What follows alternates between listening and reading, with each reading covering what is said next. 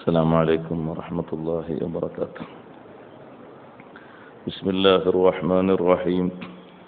الحمد لله رب العالمين. نحمده ونستعينه ونؤمن به ونتوكل عليه. ونعوذ بالله من شرور أنفسنا ومن سيئات أعمالنا. من يهده الله فلا مضل له ومن يضلل فلا هادي له. نشهد أن لا إله إلا الله وحده لا شريك له. ونشهد أن سيدنا ونبينا ومولانا محمدا صلى الله عليه وسلم عبده ورسوله. اللهم صل وسلم وبارك على رسولك سيدنا ومولانا محمد وعلى آل وأصحاب سيدنا ومولانا محمد وعلى جميع الأنبياء والمرسلين وآلهم وصحبهم والتابعين لهم بإحسان إلى يوم الدين. أما بعد، فأعوذ بالله من الشيطان الرجيم. بسم الله الرحمن الرحيم.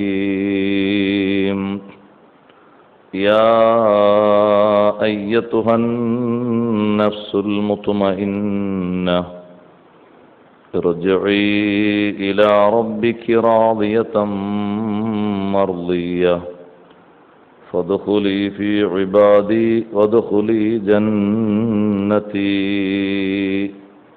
صدق الله العظيم. صدق وصدق وبلغ رسوله النبي الكريم. ونحن على ذلك من الشاهدين الشاكرين.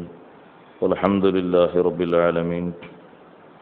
قال نبيكم صلى الله عليه وسلم: إياك والتنعم فإن عباد الله ليسوا بمتنعمين. صدق شفيعنا رسول الله صلى الله عليه وسلم.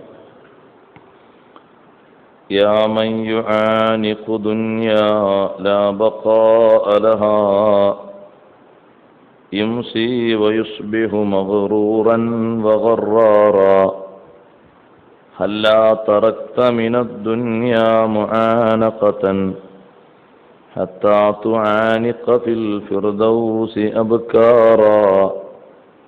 إن كنت تبغي جنان الخلد تسكنها فينبغي لك ألا تأمن النارا. يا ربي بالمصطفى بلغ مقاصدنا واغفر لنا ما مضى يا واسع الكرم.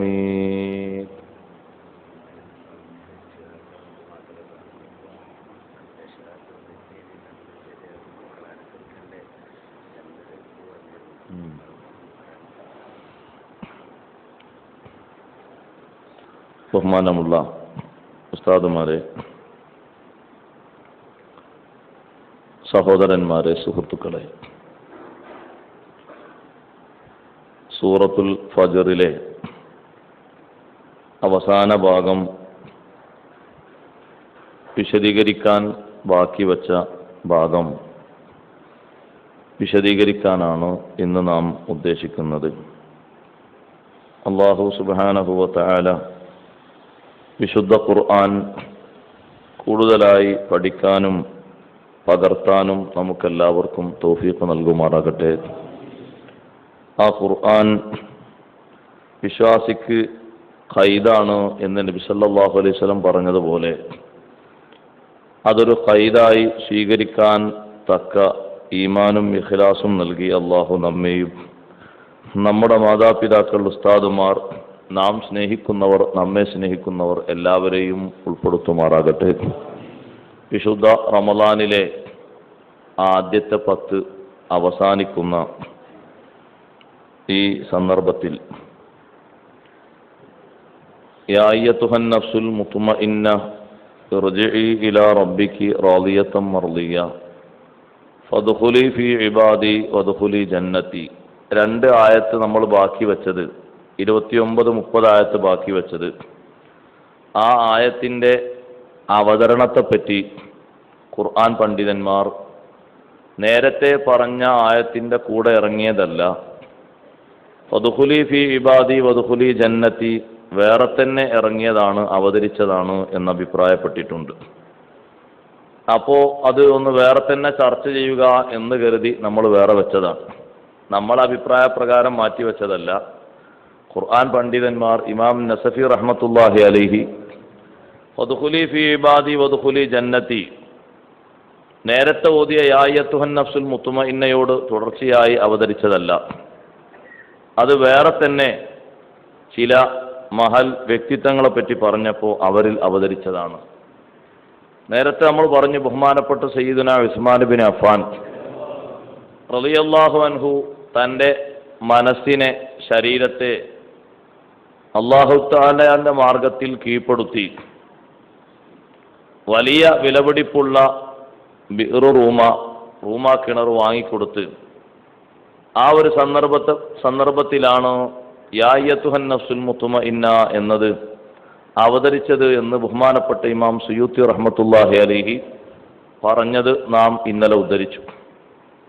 ഏതായിരുന്നാലും തുമഇനീനത്തുള്ള ഒരു നഫ്സ്, ഒരു ഖൽബ്, അത് നേടിയെടുക്കാനാണ് അല്ലാഹു തആല നമ്മെ ഈ ദുനിയാവിൽ പാർപ്പിച്ചിരിക്കുന്നത്. സൂറത്തുൽ ഫജ്റിൽ ഒരുപാട് നിർദ്ദേശങ്ങളും ചരിത്രങ്ങളും അനുഭവങ്ങളും കഥകളും ഒക്കെ പഠിപ്പിച്ച് അവസാനം നമ്മോട് പറയുന്നത്, നിങ്ങൾ തിരിച്ചു വരുമ്പോൾ ദുനിയാവിൽ നിന്ന് ജീവിതം അവസാനിപ്പിച്ച് എൻ്റെ ഹദറത്തിലേക്ക് വരുമ്പോൾ യാ അയ്യത്തുഹൻ നഫ്സുൽ മുത്മഇന്ന എന്ന് വിളിക്കാൻ പറ്റുന്ന പക്വതയിലും പാകതയിലുമാകണം. അള്ളാഹുവിൽ നിന്ന് അല്ലെങ്കിൽ രണ്ടാമത്തെ അഭിപ്രായ പ്രകാരം മലക്കുകളിൽ നിന്ന് അങ്ങനത്തെ ഒരു വിളി കേൾക്കുക അത് വളരെ വലിയ ഭാഗ്യമാണ്. നമ്മുടെ ആത്മാവിനെയും ശരീരത്തിൻ്റെയും പരിശുദ്ധി ഒക്കെ പറയുന്ന ഒരു വിളിയാണ് യാ അയ്യത്തുഹൻ നഫ്സുൽ മുത്മഇന്ന. അപ്പം അത് ഉണ്ടാക്കിയെടുക്കാനുള്ള അല്ലറ ചില്ലറ വഴികളും നാം ഇന്നലെ മഹാരഥന്മാർ വിശദീകരിച്ചതനുസരിച്ച് അല്പം വിശദീകരിച്ചിരുന്നു. ഖൽബ് വൃത്തിയാക്കുക, ശുദ്ധിയാക്കുക എന്നത് എന്നും സ്വീകരിക്കേണ്ട ഒരു പ്രക്രിയയാണ്. റമദാൻ ഷരീഫിന് മാത്രമല്ല, റമദാൻ അതിന് പറ്റുന്ന ഏറ്റവും നല്ല മാർഗമാണ്. ഖൽബ് നന്നാക്കാൻ എന്തെല്ലാം അവസ്ഥകൾ മഹാന്മാർ പറഞ്ഞിട്ടുണ്ടോ അതെല്ലാം കൂടി കിട്ടുന്ന ഒരു മാസമാണ് റമദാൻ ഷരീഫ്. കാര്യമായി അതിൽ പറഞ്ഞ ഒന്നാണ് അർത്ഥം ചിന്തിച്ച് ഖുർആൻ ഓതുക. അതിനാണ് ഈ ഖുർആൻ പഠന ക്ലാസ്സുകളൊക്കെ നടക്കുന്നത്. ഇനി നാളെയും മറ്റന്നാളും തുടർന്നുള്ള ദിവസങ്ങളിലൊക്കെ പ്രഗത്ഭരായ ഉസ്താദുമാർ ഖുർആൻ ഷരീഫിൽ നിന്ന് ചില്ലറ ഭാഗങ്ങൾ നമുക്ക് വിശദീകരിച്ചു തരുമ്പോൾ അത് പഠിക്കാൻ, പകർത്താൻ നമ്മൾ സന്നദ്ധരാകണം. വിശുദ്ധ ഖുർആനിൻ്റെ പഠനം പൂർത്തീകരിച്ച ഒരാളും ഇവിടെ ഇല്ല.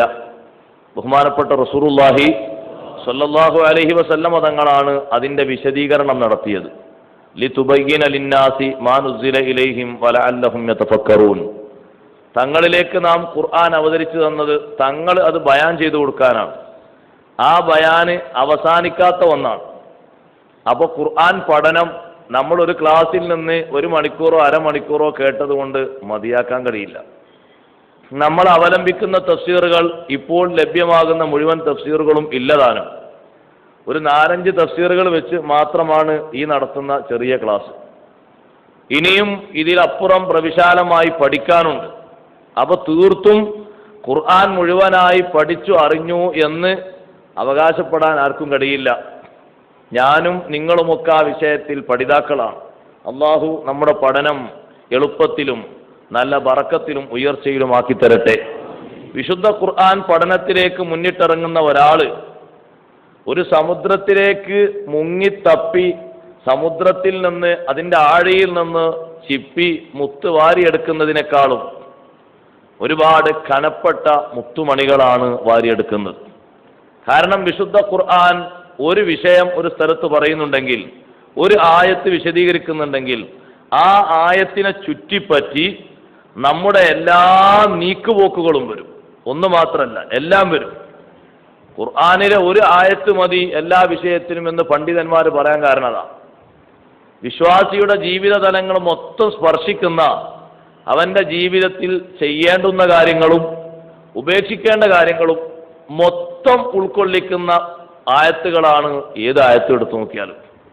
അങ്ങനെയുള്ള ഒരു ആയത്താണ് വെള്ളിയാഴ്ച ഖുതുബയിൽ ഖതീബ് അവർകൾ നമ്മെ അവസാനം കേൾപ്പിക്കുന്ന ആയത്ത്, ഇന്നല്ലാഹ യഅ്മുറു ബിൽ അദ്ലി വൽ ഇഹ്സാൻ വഇതാഇ ദിൽ ഖുർബ വയൻഹാ അനിൽ ഫഹ്ശാഇ വൽ മുൻകർ വയൻഹാ അനിൽ ഫഹ്ശാഇ വൽ മുൻകരി വൽ ബഗി യഇദുകും ലഅല്ലകും തദക്കറൂൻ.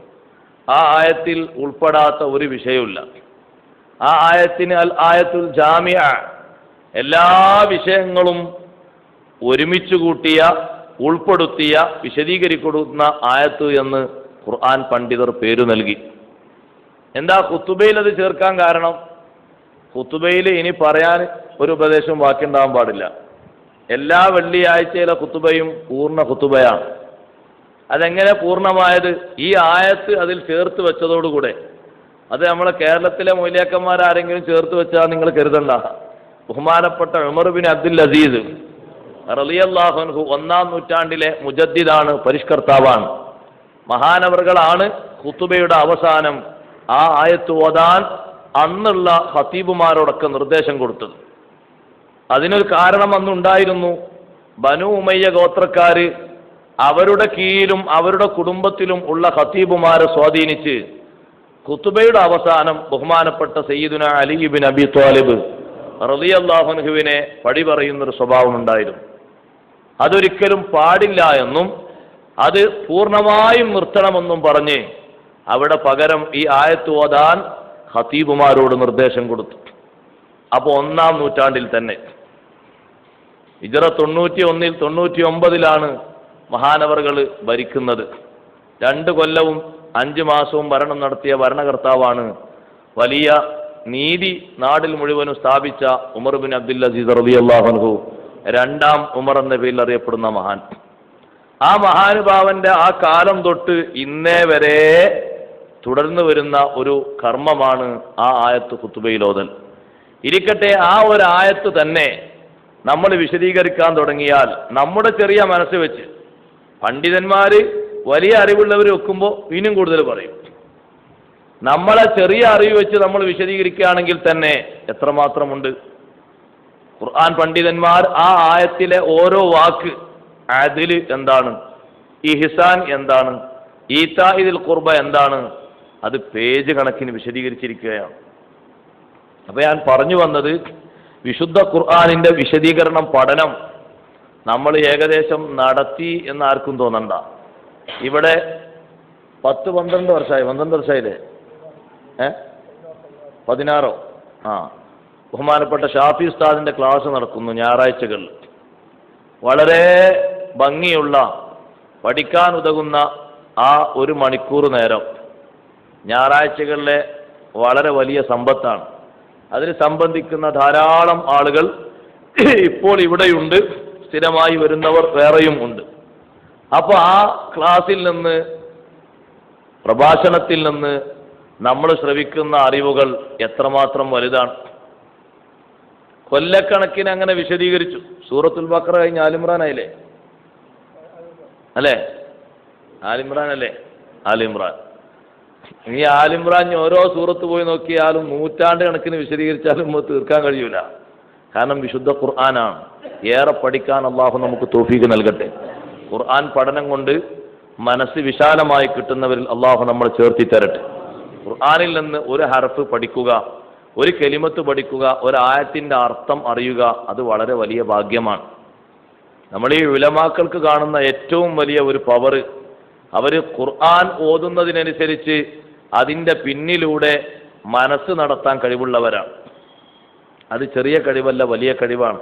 ഒരാൾ ഖുർആൻ ഓതുകയാണെങ്കിൽ, ഒരു ഖാരി ഓതുകയാണെങ്കിൽ, പിന്നിൽ നിന്നിട്ടത് കേൾക്കുന്ന ആള് മനസ്സ് നമ്മളെ ഫാത്തിഹ ഓതിക്കഴിഞ്ഞാൽ കുറച്ചൊക്കെ നമ്മളെ ഫാത്തിഹ നിയന്ത്രിക്കാൻ കഴിയുമെങ്കിലും പിന്നെ അത് വേറിട്ട് പോകുകയാണ്. അപ്പൊ ആ ഖാരിന്റെ ഓത്ത് കേട്ട് ഈ ഖുർആൻ അതിന്റെ അവതരണ പശ്ചാത്തലത്തിലൂടെയും അർത്ഥങ്ങളിലൂടെയും മനസ്സെങ്ങനെ ഓടിക്കാൻ കഴിയുക. അല്ലാഹു അല്ലാ, എത്ര വലിയ ഭാഗ്യമാണ്. നിസ്കാരത്തിലെ ഏറ്റവും വലിയ ഒരു അനുഭൂതിയാണ്, ആനന്ദമാണത്. അതുകൊണ്ടാണ് മഹാപണ്ഡിതന്മാരും സ്വഹാബിമാരും സ്വഹാബി വനിതകളും ഒക്കെ വിശുദ്ധ ഖുർആൻ ആയത്ത് ഓതുന്നതിൽ തർദീദ് അവർ ചെയ്തത്. തർദീദുൽ ആയ ഇമാം നബി റളിയല്ലാഹു അൻഹു പറയുന്നുണ്ട്, ആയത്തിനെ മടക്കി മടക്കി ഓതുക.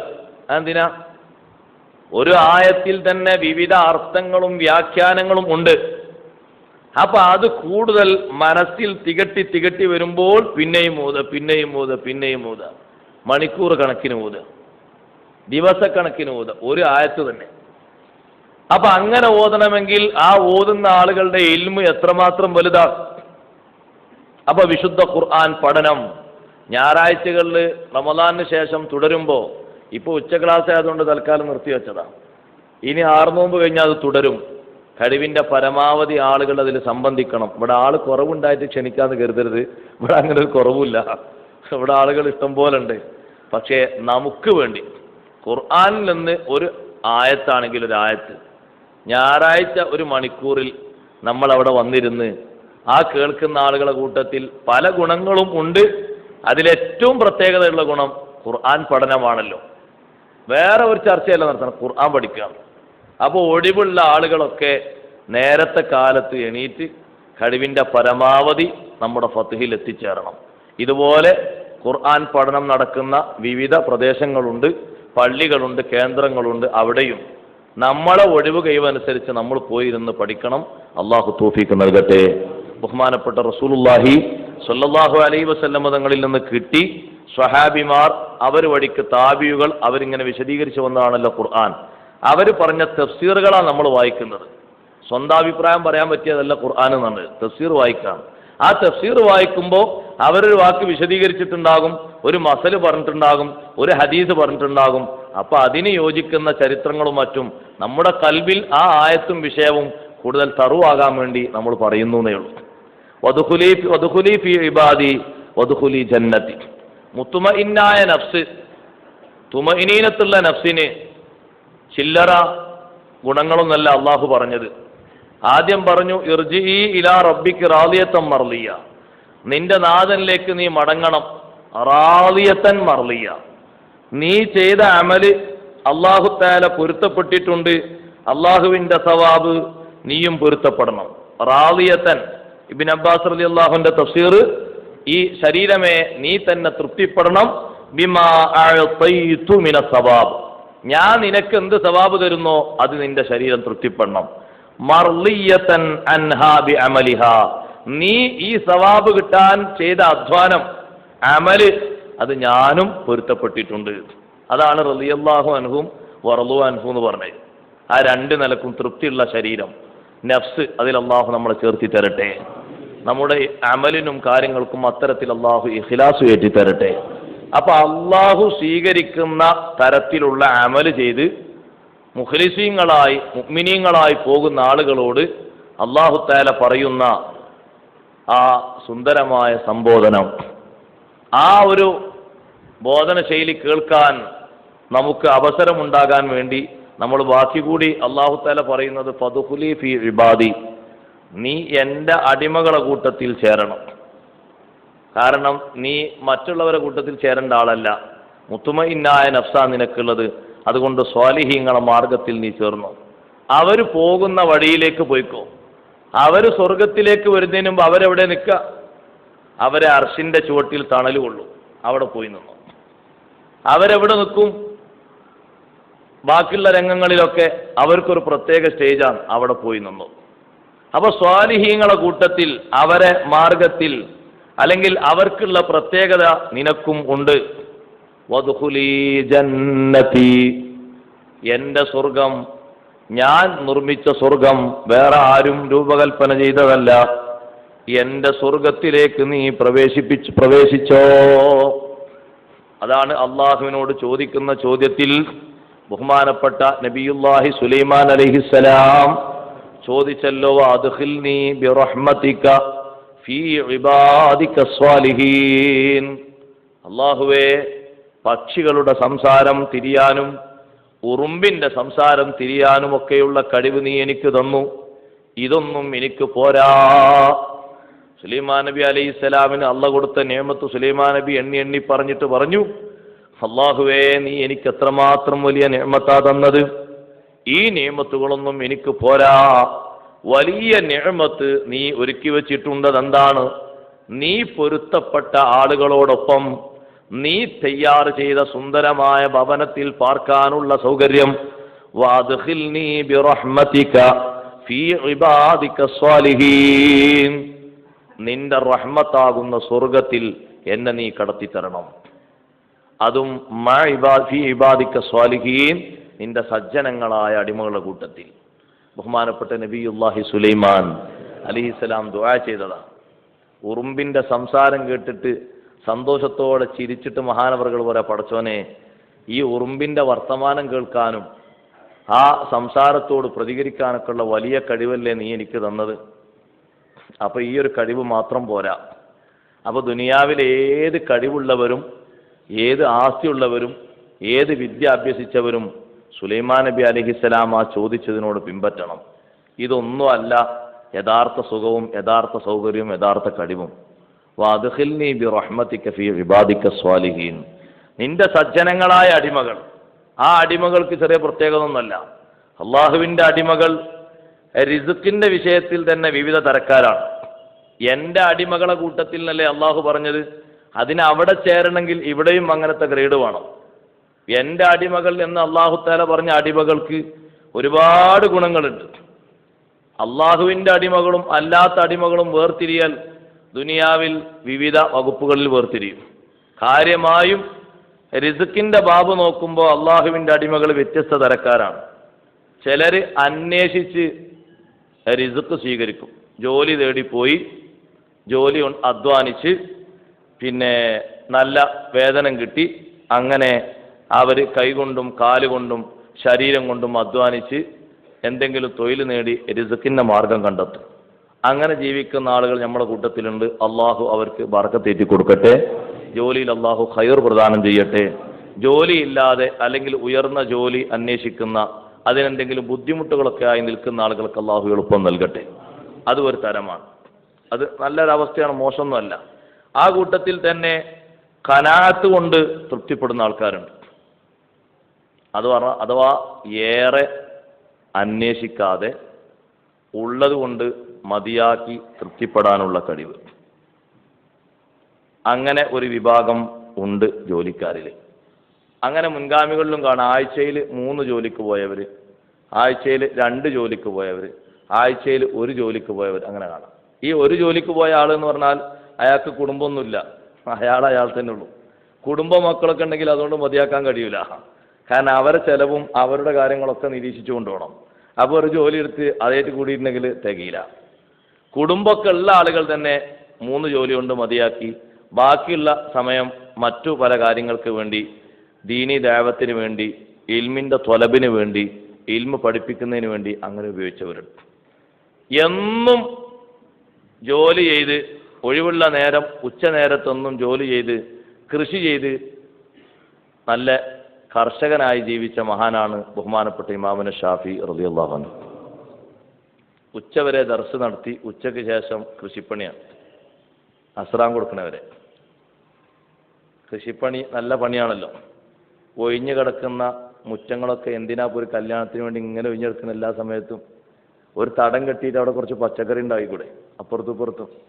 വണ്ടിക്ക് പോകാൻ മാത്രം സ്പേസ് ഒഴിഞ്ഞിട്ടേക്കുക.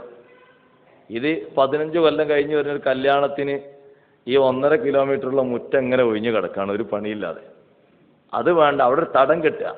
എന്നിട്ട് വണ്ടിക്ക് പോകാനുള്ള ഗ്യാപ്പ് ഇടണം. വണ്ടി വരണല്ലോ വണ്ടിക്ക് പോകാൻ, നമ്മളെ വണ്ടിക്കും വേറുള്ള വണ്ടിക്കൊക്കെ. ബാക്കിയുള്ള സ്ഥലത്തൊക്കെ എന്തെങ്കിലും പച്ചക്കറി നടുക, മുന്നിലും പിന്നിലൊക്കെ ആയിട്ട്. അത് നല്ല പണിയാണ്. അതങ്ങനെ ഒഴിച്ചിടണ്ടാന്ന്. സ്ഥലം ഒഴിച്ചിട്ട് കണ്ടപ്പോൾ നബി സല്ലല്ലാഹു അലൈഹി വസല്ലം നിങ്ങൾ ചോദിച്ചിട്ടുണ്ട്, ആരുതാ ഒഴിഞ്ഞ സ്ഥലം? അപ്പോൾ സഹാബത്ത് പറഞ്ഞു, മൂപ്പരുതാണ്. നിങ്ങൾ കൃഷി ചെയ്യുന്നുണ്ടോ എന്ന് വെച്ചു. ഇല്ലാന്ന്. എന്നാൽ വേറെ കൊടുത്താളിന്നാണ്. ഇത് നമ്മൾ കൊതുകിൻ്റെ പണിയെടുക്കരുത്, നമ്മളോട്ട് ചെയ്യൂല, വേറെ കൊടുക്കൂല. നിങ്ങളെ പാടത്ത് നമ്മൾ കൃഷി നെല്ലിറക്കട്ടെ. അതെ, ഞാൻ ഒന്ന് ആലോചിക്കട്ടെ. നിങ്ങൾ ചെയ്യുന്നുണ്ടോ? ഞാൻ ചെയ്യണില്ല, ഞാൻ അതിനെപ്പറ്റി ഒന്ന് ആലോചിക്കട്ടെ. പിന്നെയും ചോദിക്കുമ്പോൾ ആലോചിക്കട്ടെ. എന്നാൽ അതിനർത്ഥം കൊടുക്കാൻ മൂപ്പർക്ക് തീരുമാനമല്ല, നാം മൂപ്പരോട്ട് ചെയ്യൂല. എന്നാൽ പിന്നെ ആരാന് കൊടുക്കണം? അത് നിങ്ങൾ സൗജന്യമായിട്ട് മൂപ്പർ സമ്പാദിച്ചോട്ടേ കൊടുക്കുകയാണെങ്കിൽ വലിയ കാര്യമായി. അല്ല, എന്തെങ്കിലും ഒരു നിബന്ധന വെച്ചിട്ട് കൊടുക്കുകയാണെങ്കിൽ നിങ്ങൾക്കും കാര്യമായി, ഓർക്കും കാര്യമായി, രണ്ടും പറ്റും. അങ്ങനെ ഒഴിഞ്ഞു കിടക്കുന്ന സ്ഥലങ്ങൾ കാണരുത്. എത്രയോ വീടുകൾ കാണാം അങ്ങനെ, വീടുകളുടെ മുന്നും ബാക്കൊക്കെ. ബാക്കിൽ കാര്യമായിട്ട് എന്തുണ്ടാവും? കുറച്ച് തെങ്ങുണ്ടാവും. ആ തെങ്ങിൻ്റെ ഇടയിലുള്ള സ്ഥലമൊക്കെ എന്തിനാ? ആ തെങ്ങിൻ്റെയും കവുങ്ങിൻ്റെ ഇടയിലുള്ള സ്ഥലമൊക്കെ എന്തിനാ? വെറുതെ. അപ്പൊ ആ സ്ഥലത്തൊക്കെ കൃഷി ചെയ്യണം. നിങ്ങൾ കർഷകന്മാരെ വിളിച്ച് തൊഴിലാളികളെ വിളിച്ച് അവിടൊക്കെ പൂള നടാൻ, അതുപോലെ തന്നെ പച്ചക്കറികൾ ഉണ്ടാക്കാൻ, വളമിടാത്ത നല്ല പച്ചക്കറികൾ ഭക്ഷിക്കാൻ പറ്റുന്നത് നമ്മൾ ഒഴിവുള്ള നേരത്തത് ചെയ്യണം. കൃഷി ചെയ്ത് എന്നും ഉച്ചക്ക് കൃഷിപ്പണി എടുത്ത മഹാനാണ് ബഹുമാനപ്പെട്ട ഷാഫി ഇമാം റളിയല്ലാഹു അൻഹു. ളുഹറിന്റെ ശേഷം അത് ജീവിതത്തിലെ ടൈം ടേബിൾ അങ്ങനെയാണ്, അങ്ങനെ തന്നെ കഴിയണം. മർക്കസിലുണ്ടായിരുന്ന ഇമ്പിച്ചാൽ ഉസ്താദിൻ്റെയും സ്വഭാവം അങ്ങനെയായിരുന്നു. അള്ളാഹു അവർക്ക് ദർജയേറ്റി കൊടുക്കട്ടെ. ഉച്ച വരെ ദർശനത്ത് ഉച്ചക്കോട് പോരും. അതിലങ്ങനെ ആ കുന്നമംഗലത്തിൽ കൂടെ ഒരു ചെറിയ ചുളിഞ്ഞൊരു വഴിയുണ്ട്, വണ്ടിക്കൊന്നും കയറില്ല, അതിലങ്ങനെ നടന്നു വരാനേ ഉള്ളൂ. അപ്പോൾ അതിലങ്ങനെ നടന്ന് ആ കുടയും പിടിച്ചങ്ങനെ നടന്നു വന്ന് പുരയിലെത്തും. അങ്ങനെ വേഗം അങ്ങോട്ട് ഇറങ്ങും, കൃഷിയിലേക്ക് ഇറങ്ങും.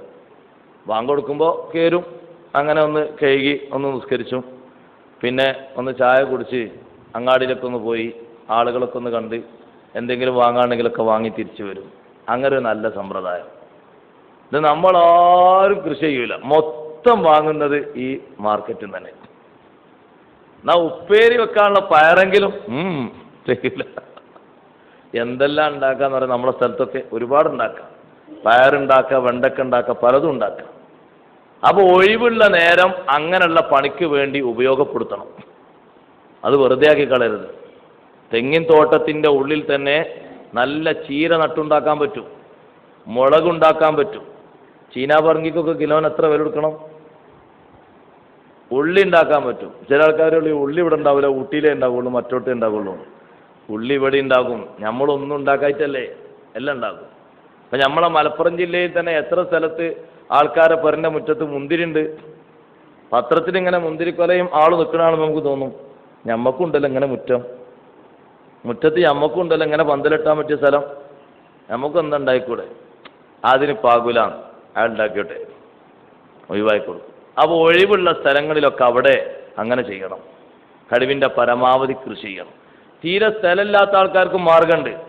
അതിനാണ് പെരൻ്റെ മുകളിൽ വാർപ്പ് എന്നുള്ളത്.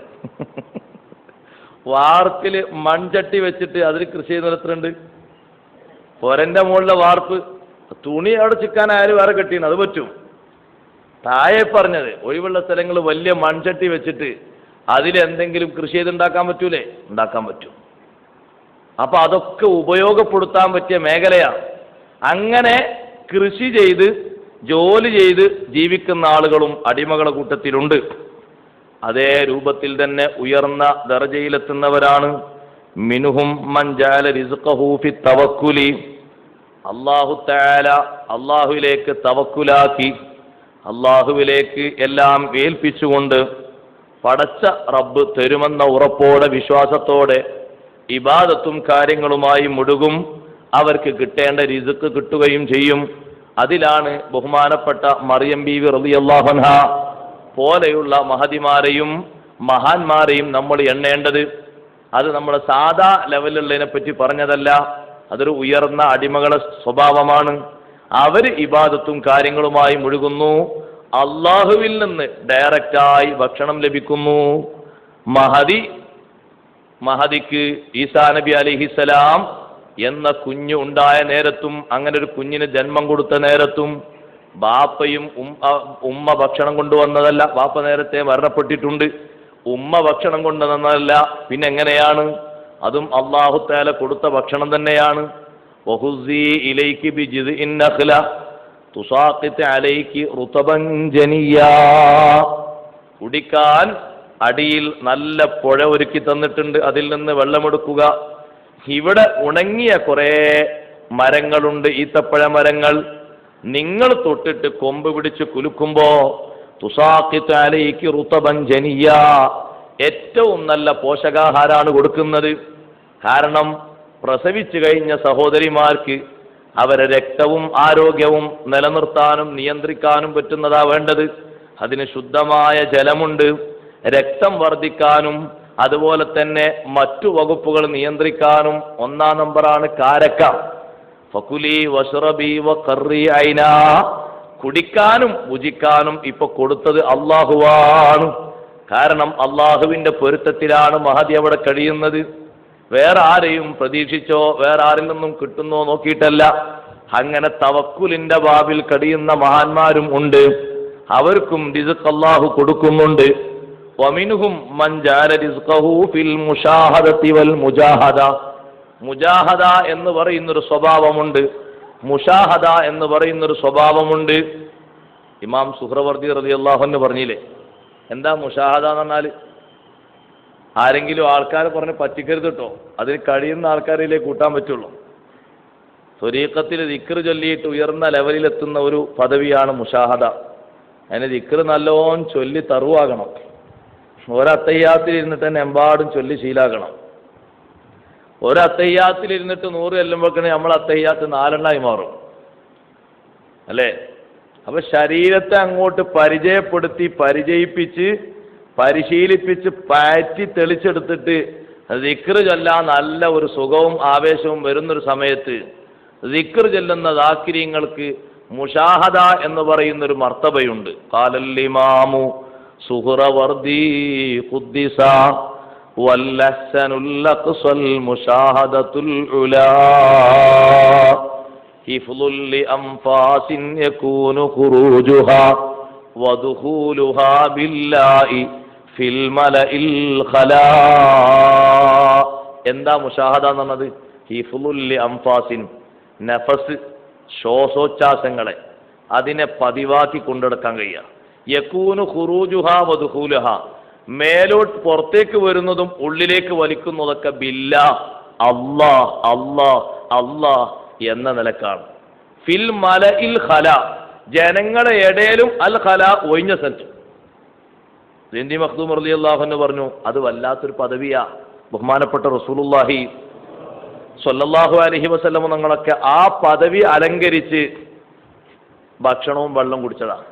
അതാ തങ്ങൾ 2-3 ദിവസം നോമ്പ് നോൽക്കുമ്പോഴേ, നബിയെ നിങ്ങൾ ഇന്നക്ക തുവാസിലു വിസാലിന്റെ നോമ്പ് നോൽക്കുന്നുണ്ടല്ലോ. വിസാലിന്റെ നോമ്പ് എന്ന് പറഞ്ഞാൽ അത്തായം കഴിച്ച് ഇന്ന് തുടങ്ങി കുട്ടികളി, ഇന്ന് വൈകുന്നേരം ആകുമ്പോൾ തുറക്കൂല കേട്ടോ, ഇന്ന് തുറക്കൂല, നാളെ നോമ്പ്, നാളെ സുബൈക്ക് അത്തായൊന്നുമില്ല, മറ്റന്നാൾ നോമ്പ്, 3 ദിവസം അങ്ങനെ ഉണ്ടാവും. നമ്മളിപ്പുറത്ത് സത്യഗ്രഹം നടത്തുന്ന ആൾ നിരാഹാരമായതുകൊണ്ടാണല്ലോ അവർ മരിച്ചാത്ത്. നിരാഹാരത്തിന്റെ അപ്പുറത്ത് നിരാപാനം, നിരാപാനീയം എന്നാണെങ്കിൽ ഓലെപ്പോഴോ പണി കഴിഞ്ഞിട്ടുണ്ടാവില്ലേ. പാനീയം കൂടി ഇല്ലാത്ത സത്യഗ്രഹമാണെങ്കിൽ വെള്ളം കുടിക്കാനവിടെ. നിരാഹാരം എന്ന് പറഞ്ഞാൽ ഫുഡ് കഴിക്കണ്ടാതേ ഉള്ളൂ. ഫുഡ് എന്തിനാ? ജ്യൂസ് അങ്ങനെ മണിക്കൂറിന് ഓരോന്ന് കിട്ടിയാൽ പിന്നെന്തിനാ ഫുഡ്? ഗ്ലൂക്കോസ് ഇങ്ങനെ കയറ്റുന്ന ആൾ എത്ര മണിക്കൂർ കിടക്കണ്ട അങ്ങനെ ഒരു ഭക്ഷണവും കഴിക്കാതെ? അപ്പോൾ വെള്ളം, ആ വെള്ളത്തിൽ തന്നെ അല്ലാഹു സുബ്ഹാനഹു വ തആല വെള്ളം കുടിക്കുന്നതിനെ പറ്റി തന്നെ ത്വാമെന്ന് പറഞ്ഞിട്ടുണ്ടല്ലോ. ഖുർആൻ പറഞ്ഞില്ലേ, ത്വാലൂത്തിന്റെ കഥ വിശദീകരിച്ചെടുത്ത് പറഞ്ഞല്ലോ. നദി വിട്ടുകിടക്കാൻ പോകുമ്പോൾ കുടിക്കാത്ത ആൾക്കാരും കുടിച്ചാളെ പറ്റിയിട്ടും അല്ലാഹു തആല പറഞ്ഞു, ഒമല്ലം യത്അംഹു ഫഇന്നഹു മിന്നി. കണ്ടോ, വെള്ളം കുടിക്കാന്നുള്ളടത്ത് പറഞ്ഞത് യത്അംഹു എന്നാണ്, ഭക്ഷിക്കാന്നാ പറഞ്ഞത്. അപ്പൊ വെള്ളം കുടിക്കുന്നതിൽ ശരീരത്തിന് 2 ഗുണമുണ്ട്. ത്വാമുണ്ട്, ഷറാബുണ്ട്, പാനീയമുണ്ട്, ഭക്ഷണമുണ്ട്. അതാ നിരാഹാരമായതുകൊണ്ട് കിട്ടിയ സലാമത്ത്. അതാ ഞാനെപ്പോഴും പറയാറുണ്ട്, വെള്ളം കൂടി കുടിക്കാത്ത സത്യഗ്രഹം ആണെങ്കിൽ അല്ല ഇനി പിന്നെ ആരും നടത്തലുണ്ടാവില്ല. ഒന്നും തന്നെ മോഡൽ സ്വീകരിച്ച് ആ പരിപാടിനെ വേണ്ടാന്ന് നോക്കും. വെള്ളം ഇങ്ങനെ കുടിക്കണോണ്ടല്ലേ അങ്ങനെ എത്ര ദിവസം ഇരിക്കാം, എത്ര ഇരിക്കാം, ഒരു കുഴപ്പമില്ലാതിരിക്കുക. വെള്ളം ഇങ്ങനെ കുടിക്കുന്നുണ്ട്, വെള്ളം കുടിക്കുന്നതിനനുസരിച്ച് ആരോഗ്യത്തിന് ഒരു കുഴപ്പമില്ലാതെ മുന്നോട്ട് അങ്ങനെ നീങ്ങൂലേ. വെള്ളം കൂടിയും കിട്ടാതാകുമ്പോഴാണ് സംഗതി കുഴഞ്ഞ.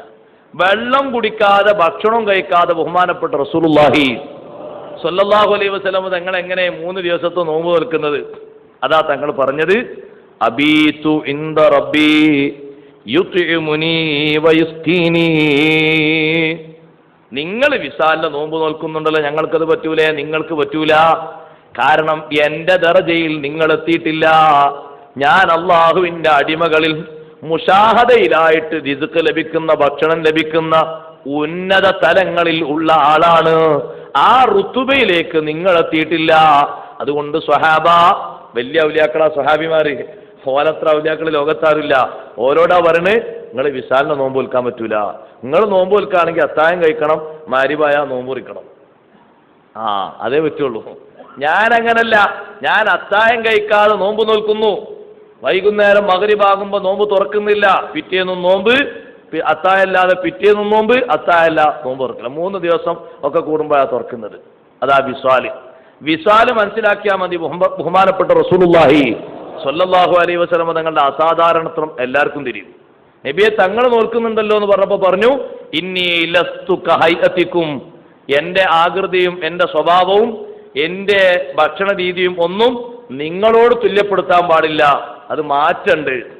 നിങ്ങൾക്ക് കുടിച്ചെങ്കിലേ കുടിയാകുള്ളൂ, കഴിച്ചെങ്കിലേ കഴിക്കലാകുള്ളൂ. ഞാനേ ഒന്നും കഴിക്കാതെ നിന്നാലും റബ്ബ് തആല എനിക്ക് ഭക്ഷണം തരുന്നുണ്ട്, എന്നെ കുടിപ്പിക്കുന്നുണ്ട്. അതേതാ? സാധാരണ വെള്ളം കുടിക്കുന്ന മാർഗത്തിലൂടെ ആണെങ്കിൽ നോമ്പൂറിയില്ലേ? സാധാരണ ഭക്ഷണം കഴിക്കുന്ന റൂട്ടിലൂടെ നോമ്പൂറിയില്ല. ആർക്കും തിരിയില്ലേ? പിന്നെ എങ്ങനെയത്? അതാണ് നമ്മളാരും പെട്ടെന്ന് തിരിയാത്ത, മനസ്സിലാകാത്ത രൂപത്തിൽ മുഷാഹദയുടെ പദവിയാണ്. അവര് ശ്വാസം കൊണ്ട് മേലോട്ട് വലിക്കുമ്പോഴും താഴോട്ട് പോകുമ്പോഴൊക്കെ ബില്ലാഹ് ഫിൽ മലഇൽ ഖലാ, സുഹ്റവർദി ഇമാം തങ്ങൾ പറഞ്ഞതുപോലെ അത് വല്ലാത്തൊരു അനുഭവമാണ്. ഇനി അങ്ങനെ അനുഭവത്തിലാണ് എന്ന് ഏതെങ്കിലും കള്ളശേഖന്മാരെ കണ്ട് പറയാൻ നിൽക്കണ്ട കേട്ടോ. ഓല് നിസ്കരിക്കാൻ പോകുന്നില്ല. എന്താണ്? ഓൽക്ക് ഫനാഇന്റെ ഹാല. ഒരു ഫനാഇന്റെ ഹാലല്ല, മട്ടനെടുത്ത് നല്ല അടി കൊടുത്താൽ നിസ്കാരത്തിന് ടൈമിനാണ് പോകും. അവർക്ക് ഫനാഇന്റെ ഹാല. അപ്പൊ സാധാരണക്കാരവിടെ ഇങ്ങനെ കൂടിക്കുണ്ടാവും. എന്താണോ എൻ്റെ ഷേഖ് നിസ്കരിക്കാത്തത്? അത് നിങ്ങൾക്കറിയില്ല. ഷേഖ് ഇപ്പം മുറാക്കബന്റെ ഹാല. എന്തോ അലക്കൈ പറയുന്നത്? മുറാക്കബ എന്താണെന്നാ പറയണവന് തിരിയോ? ഫന എന്താ ഓന് തിരിയോ? ഓൻ 2 വാക്ക് അപ്പുറത്ത് പറഞ്ഞു കൊടുത്തു, അത് ഇപ്പുറത്ത് പറയാണ്. എന്നാ ഓനക്കും നിസ്കരിച്ചണ്ട, ഓൻ്റെ ഷേഖും നിസ്കരിച്ചണ്ട. ഭക്ഷണം കഴിക്കാൻ ഷേഖിന് പ്രയാസമുണ്ടോ? ഇല്ല. വെള്ളം കുടിക്കാൻ പ്രയാസമുണ്ടോ? നിസ്കാരത്തിന്റെ ടൈമിൽ മാത്രം മൂപ്പർക്ക് ഒരു ഉറക്ക.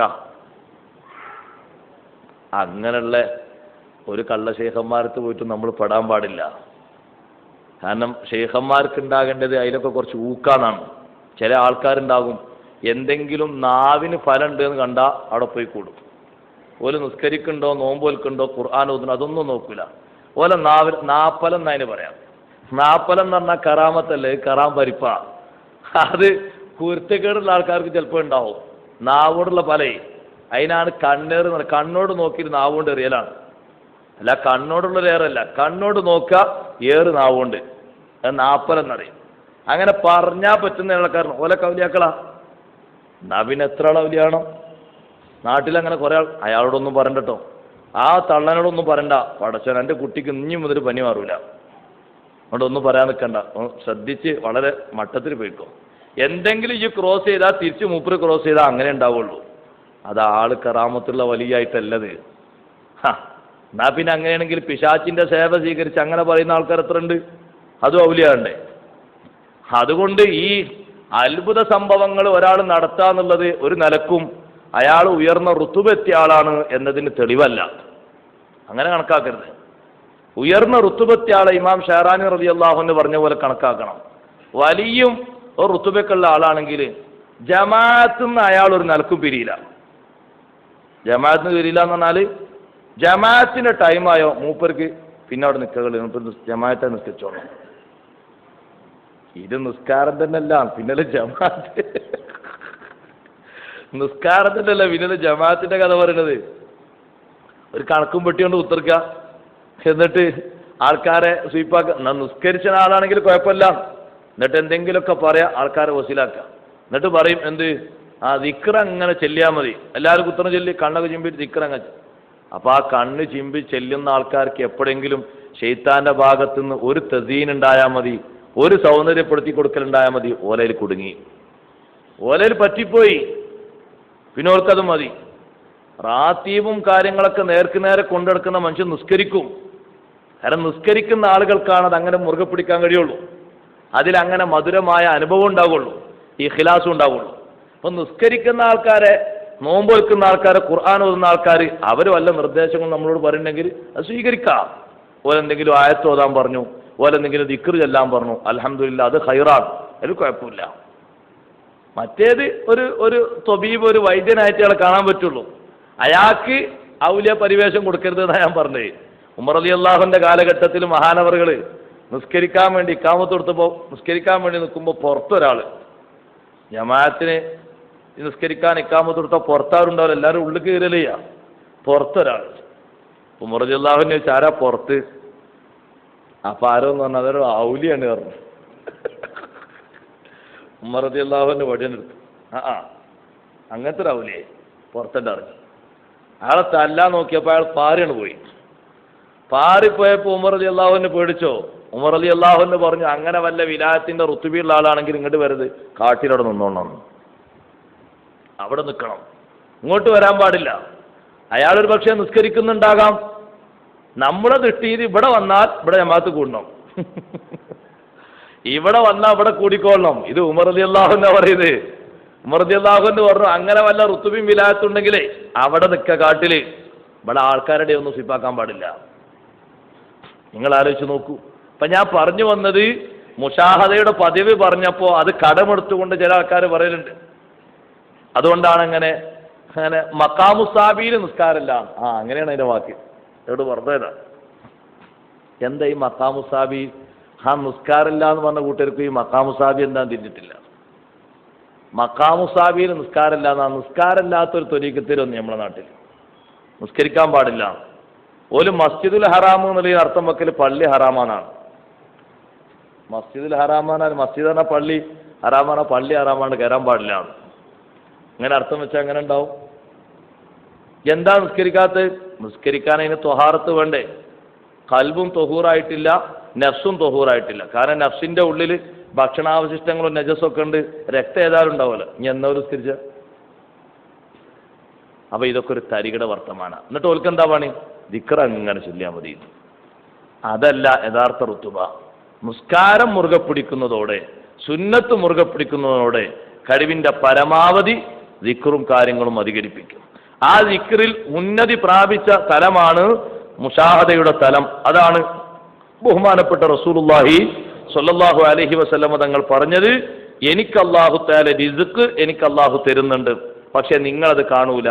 എന്റെ ശരീരത്തിന് ഭക്ഷണം കഴിച്ച, വെള്ളം കുടിച്ച ആരോഗ്യം അല്ലാഹു നിലനിർത്തി തരുന്നുണ്ട്. അല്ല ആർക്കാ അങ്ങനത്തെ നോമ്പ് വിൽക്കാൻ കഴിയാം? അപ്പൊ ആ ഇബാദ്, ഫദ്ഖുലി ഫീ ഇബാദി, എന്റെ അടിമകളെ കൂട്ടത്തിൽ നീ പ്രവേശിക്കണം. ആ അടിമകൾക്കുള്ള മഹത്വങ്ങൾ നിന്നിലും ഉണ്ടാകണം. ഫദ്ഖുലി ഫീ അജ്സാദി ഇബാദി, എന്റെ അടിമകൾക്കുള്ള ശരീരം പോലെ നിനക്കും ശരീരം വേണം. എന്റെ അടിമകൾക്കുള്ള ആത്മാവ് പോലെ നിനക്കും ആത്മാവ് വേണം.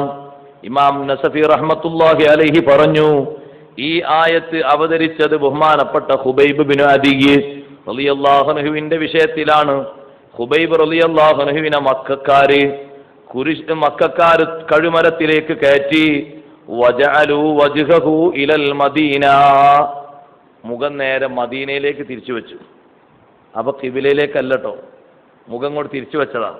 അപ്പൊ മഹാനവറുകൾ ദുആ ചെയ്തു, അല്ലാഹുമ്മ ഇൻ കാന ലീ ഇൻദക ഖൈറുൻ ഫഹവ്വിൽ വജ്ഹി നഹ്വ ഖിബ്ലതിക്, അല്ലാഹുവേ നിന്റെ അടുക്കൽ എനിക്ക് വല്ല ഖൈറും ഉണ്ടെങ്കിൽ എന്റെ മുഖം ഖിബിലയിലേക്ക് ആകരുത് എന്ന് കരുതിയിട്ടായി ഇവർ മദീനയിലേക്ക് തിരിച്ചു വെച്ചത്. എന്റെ മുഖം നിന്റെ ഖിബിലയിലേക്ക് നീ തെറ്റിച്ചു തരണം. ഫഹവ്വലല്ലാഹു വജ്ഹഹു നഹ്വഹാ, അല്ലാഹു തആല ഖുബൈബ് റളിയല്ലാഹു അൻഹുവിന്റെ മുഖം ഖിബില ഭാഗത്തേക്ക് തെറ്റിച്ചു കൊടുത്തു. ഫലം യസ്തതി അഹദുൻ അൻ യുഹവ്വിലഹു, പിന്നെ ഒരാൾക്കും തിരിച്ചത് മറിക്കാൻ സാധിച്ചിട്ടില്ല. ഖിബിലയിലേക്ക് തെറ്റിക്കടന്നിട്ട് വഫാത്താകാനുള്ള ആ ഒരു ആഗ്രഹമാണ്, അത് നടക്കരുത് എന്ന് കരുതിയിട്ടാണ് അവര് ബോധപൂർവം മദീനയിലേക്ക് തിരിച്ചു വെച്ചത്. അപ്പൊ ഖിബിലന്റെ ഭാഗത്തേക്ക് ആവൂല തിരിച്ചു വെച്ചത്. അപ്പൊ ഖിബിലയിലേക്ക് തന്നെ ആക്കണമെന്ന് മഹാനവറുകൾ ദുആ ചെയ്തു. അങ്ങനെയാണല്ലോ അല്ലാഹു തആലാന്റെ മാർഗത്തിൽ വിട പറയുന്ന ആളുകൾ, അവർ പ്രത്യേകിച്ചും ഖിബില ഭാഗത്തേക്ക് തെറ്റിക്കടക്കുക എന്നത് ഒരു നല്ല സ്വഭാവമാണ്. ബഹുമാനപ്പെട്ട അബ്ദുല്ലാഹി ബിൻ മസ്ഊദ് റളിയല്ലാഹു അൻഹു പറഞ്ഞു, ഷാരിബുൽ ഖംർ, മദ്യപാനി, കള്ളു കുടിക്കുന്നവൻ, അള്ളാഹു നമ്മുടെ മക്കളെയും സന്താന ശിഷ്യ പരമ്പരകളെയും നമ്മുടെ കൂട്ടുകുടുംബാദികളെയും ഒക്കെ കാത്തുരക്ഷിക്കുമാറാകട്ടെ. മദ്യപാനം നടത്തുന്ന ആള് തോബ കിട്ടാതെ മരിച്ചു, അതിനൊന്നും ചാൻസോ അവസരങ്ങളൊന്നും അയാളുടെ ജീവിതത്തിൽ വന്നിട്ടില്ല. ഇബ്നു മസ്ഊദ് തങ്ങൾ പറഞ്ഞു, അയാളെ ഖബർ നിങ്ങൾ മാന്തിക്കോളി. ഖബർ നിങ്ങൾ മാന്തിയിട്ട് അയാളെ തല കിബിലയിലേക്കല്ലാതെ തെറ്റിച്ച് വെച്ചിട്ടില്ലെങ്കിൽ നിങ്ങൾക്ക് എൻ്റെ തല എടുക്കാം. ഞാൻ തീർത്തു പറയുന്നു, കിബിലയിലേക്ക് അയാൾക്ക് തല വെക്കാനുള്ള പവറില്ല. ഖബറിലേക്ക് അയാളെ വെച്ച് മണ്ണ് മൂടിക്കഴിയുമ്പോഴേക്ക് അയാളെ തല മാറിപ്പോകും, കിഴക്കോട്ടായി പോകും. കാരണം മുന്നോട്ട് തല വെക്കണമെങ്കിലൊക്കെ അതിനൊരു തലക്കൊരു മഹത്വം വേണ്ടേ? ഇത് കുടിച്ചതെന്താ? സാക്ഷാൽ നജസല്ലേ, പിന്നെ എങ്ങനെ ആ ഒരു യോഗ്യത ഉണ്ടാകുക? അപ്പൊ കിബില ഭാഗത്തേക്ക് തല ആകരുത് എന്ന് കരുതി തെറ്റിച്ചപ്പോ ഹുബൈബ് റളിയല്ലാഹു അൻഹു അള്ളാഹുവിനോട് ദുആ ചെയ്തു. അള്ളാഹുവിന്റെ അടിമകളിൽപ്പെട്ട മഹാനാണ് എന്നതിന്റെ നേർസാക്ഷ്യമാണ് ആ ദുആ അള്ളാഹു കബൂലാക്കിയത്. ആ ദുആ അല്ല, അവരെ നേതാവ് ആസിം റളിയല്ലാഹു അൻഹു, സംഘത്തിലെ ആസിം റളിയല്ലാഹു അൻഹു അടക്കമുള്ളവർ ദുആ ചെയ്ത ദുആ അള്ളാഹു കബൂലാക്കിയതും അങ്ങനെയാണ്. അള്ളാഹുവിന്റെ അടിമകളായി അവർ വർത്തിച്ചത് കൊണ്ടാണ്.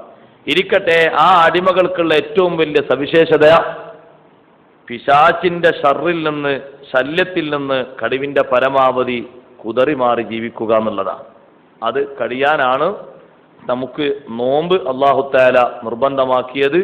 ഇടക്കിടക്ക് സുന്നത്ത് നോമ്പുകളൊക്കെ വന്നത്. ബഹുമാനപ്പെട്ട റസൂലുള്ളാഹി സ്വല്ലല്ലാഹു അലൈഹി വസല്ലം തങ്ങൾ പറഞ്ഞു, ഇന്ന ശൈത്വാന യജ്രി മിനൽ ഇൻസാനി മജ്റദ്ദം. പിശാചിന്റെ സ്വാധീനം രക്തം ശരീരത്തിൽ ഒഴുകുന്ന ഭാഗങ്ങളിലൂടെയൊക്കെ, ആ പ്രവർത്തന മേഖലകളെ കൊണ്ടൊക്കെ പിശാചിന്റെ സ്വാധീനം നടക്കും. അവന്റെ താല്പര്യങ്ങൾ അതിലൂടെ നടക്കും. ഫളയ്യിഖു മജാരിഹി ബിൽ ജൂഅ്. അവന്റെ സഞ്ചാര പദങ്ങളെ നിങ്ങൾ പട്ടിണി കൊണ്ട് ചുരുക്കണം, എടുക്കണം. പട്ടിണി എന്ന് പറഞ്ഞ അർത്ഥം നോമ്പ് നോൽക്കുക, ഒരർത്ഥതാണ്. വേറൊരർത്ഥം വിശന്നിട്ട് ഭക്ഷണം കഴിക്കുക എന്നുള്ളതാണ്. അപ്പോൾ പാകത്തിന്, വിശക്കാതല്ല, വിശന്നിട്ട് ഭക്ഷണം കഴിക്കുക. ആ ഭക്ഷണത്തിനാണല്ലോ നല്ല രുചിയും സ്വാദും ഉള്ളത്. അതാണ് റമദാനിലെ ഭക്ഷണങ്ങൾക്കൊക്കെ രുചി ഉണ്ടാകാനൊരു കാരണം. നല്ല വിശപ്പ് അറിഞ്ഞ് അനുഭവിച്ചിട്ടാണ് ഭക്ഷണം കഴിക്കുന്നത്. നല്ല സ്വാദാണ്. അത് തടിക്ക് നല്ലോണം പിടിക്കാനും കാരണം അതാണ്. എപ്പോഴാണ് ഭക്ഷണം കഴിക്കുന്നത്? 2 നേരത്താണ് കൃത്യമായിട്ട് ഭക്ഷണം കഴിക്കുന്നത്. അതും ഒന്നാമത്തെ ഭക്ഷണം രാത്രി 8 മണിക്ക് മുമ്പാണല്ലോ. അപ്പോൾ കിടക്കുമ്പോഴേക്ക് അത് ദഹിച്ചു കഴിഞ്ഞു. എന്നും നമ്മളെ ഭക്ഷണ രീതി അങ്ങനെ മാറ്റിയെടുക്കുകയാണെങ്കിൽ ആരോഗ്യാവസ്ഥയും നിലനിർത്തി കൊണ്ടുപോകാൻ കഴിയും. ഇത് 9:30-10 മണിക്ക് ഭക്ഷണം കഴിച്ച് അത് ദഹിക്കാൻ പോയിട്ട് അത് തുടങ്ങുന്നതിന് മുമ്പ് തന്നെ നമ്മൾ ഉറങ്ങിപ്പോവാണ്. നേരത്തെ ആക്കിയാൽ നല്ല സുഖമാണ്. രാവിലെ എണീക്കുമ്പോൾ കനമുണ്ടാകൂല. ഭക്ഷണം നേരത്തെ കഴിച്ചാൽ രാത്രി. വെള്ളം പിന്നെ അങ്ങനെ കുടിച്ചാൽ മതി. കിടക്കാൻ നേരത്തെ ഒരു ഗ്ലാസ് വെള്ളം, അതിന് പൊക്കൊരു വെള്ളം കുടിക്കുന്നതിന് കുഴപ്പമില്ല. ഭക്ഷണം കട്ടിയുള്ളത് കഴിക്കുമ്പോൾ അത് കഴിവിൻ്റെ പരമാവധി ദഹിച്ച ശേഷമാണ് ഉറക്കം വേണ്ടത്. അപ്പോഴാണ് ശരിക്ക് ആരോഗ്യാവസ്ഥ നിന്ന് കിട്ടുക. രാവിലെയും നിങ്ങൾ നോക്കുക, അത്താഴത്തിൻ്റെ നേരത്തും ഏകദേശമൊക്കെ ദഹിച്ചു കഴിഞ്ഞ ശേഷമാണല്ലോ ആ ഭക്ഷണം കഴിക്കുന്നത്. അപ്പോൾ ആ ഭക്ഷണവും നമ്മുടെ ആരോഗ്യത്തോട് നന്നായി കടന്നു പിടിക്കുകയാണ്.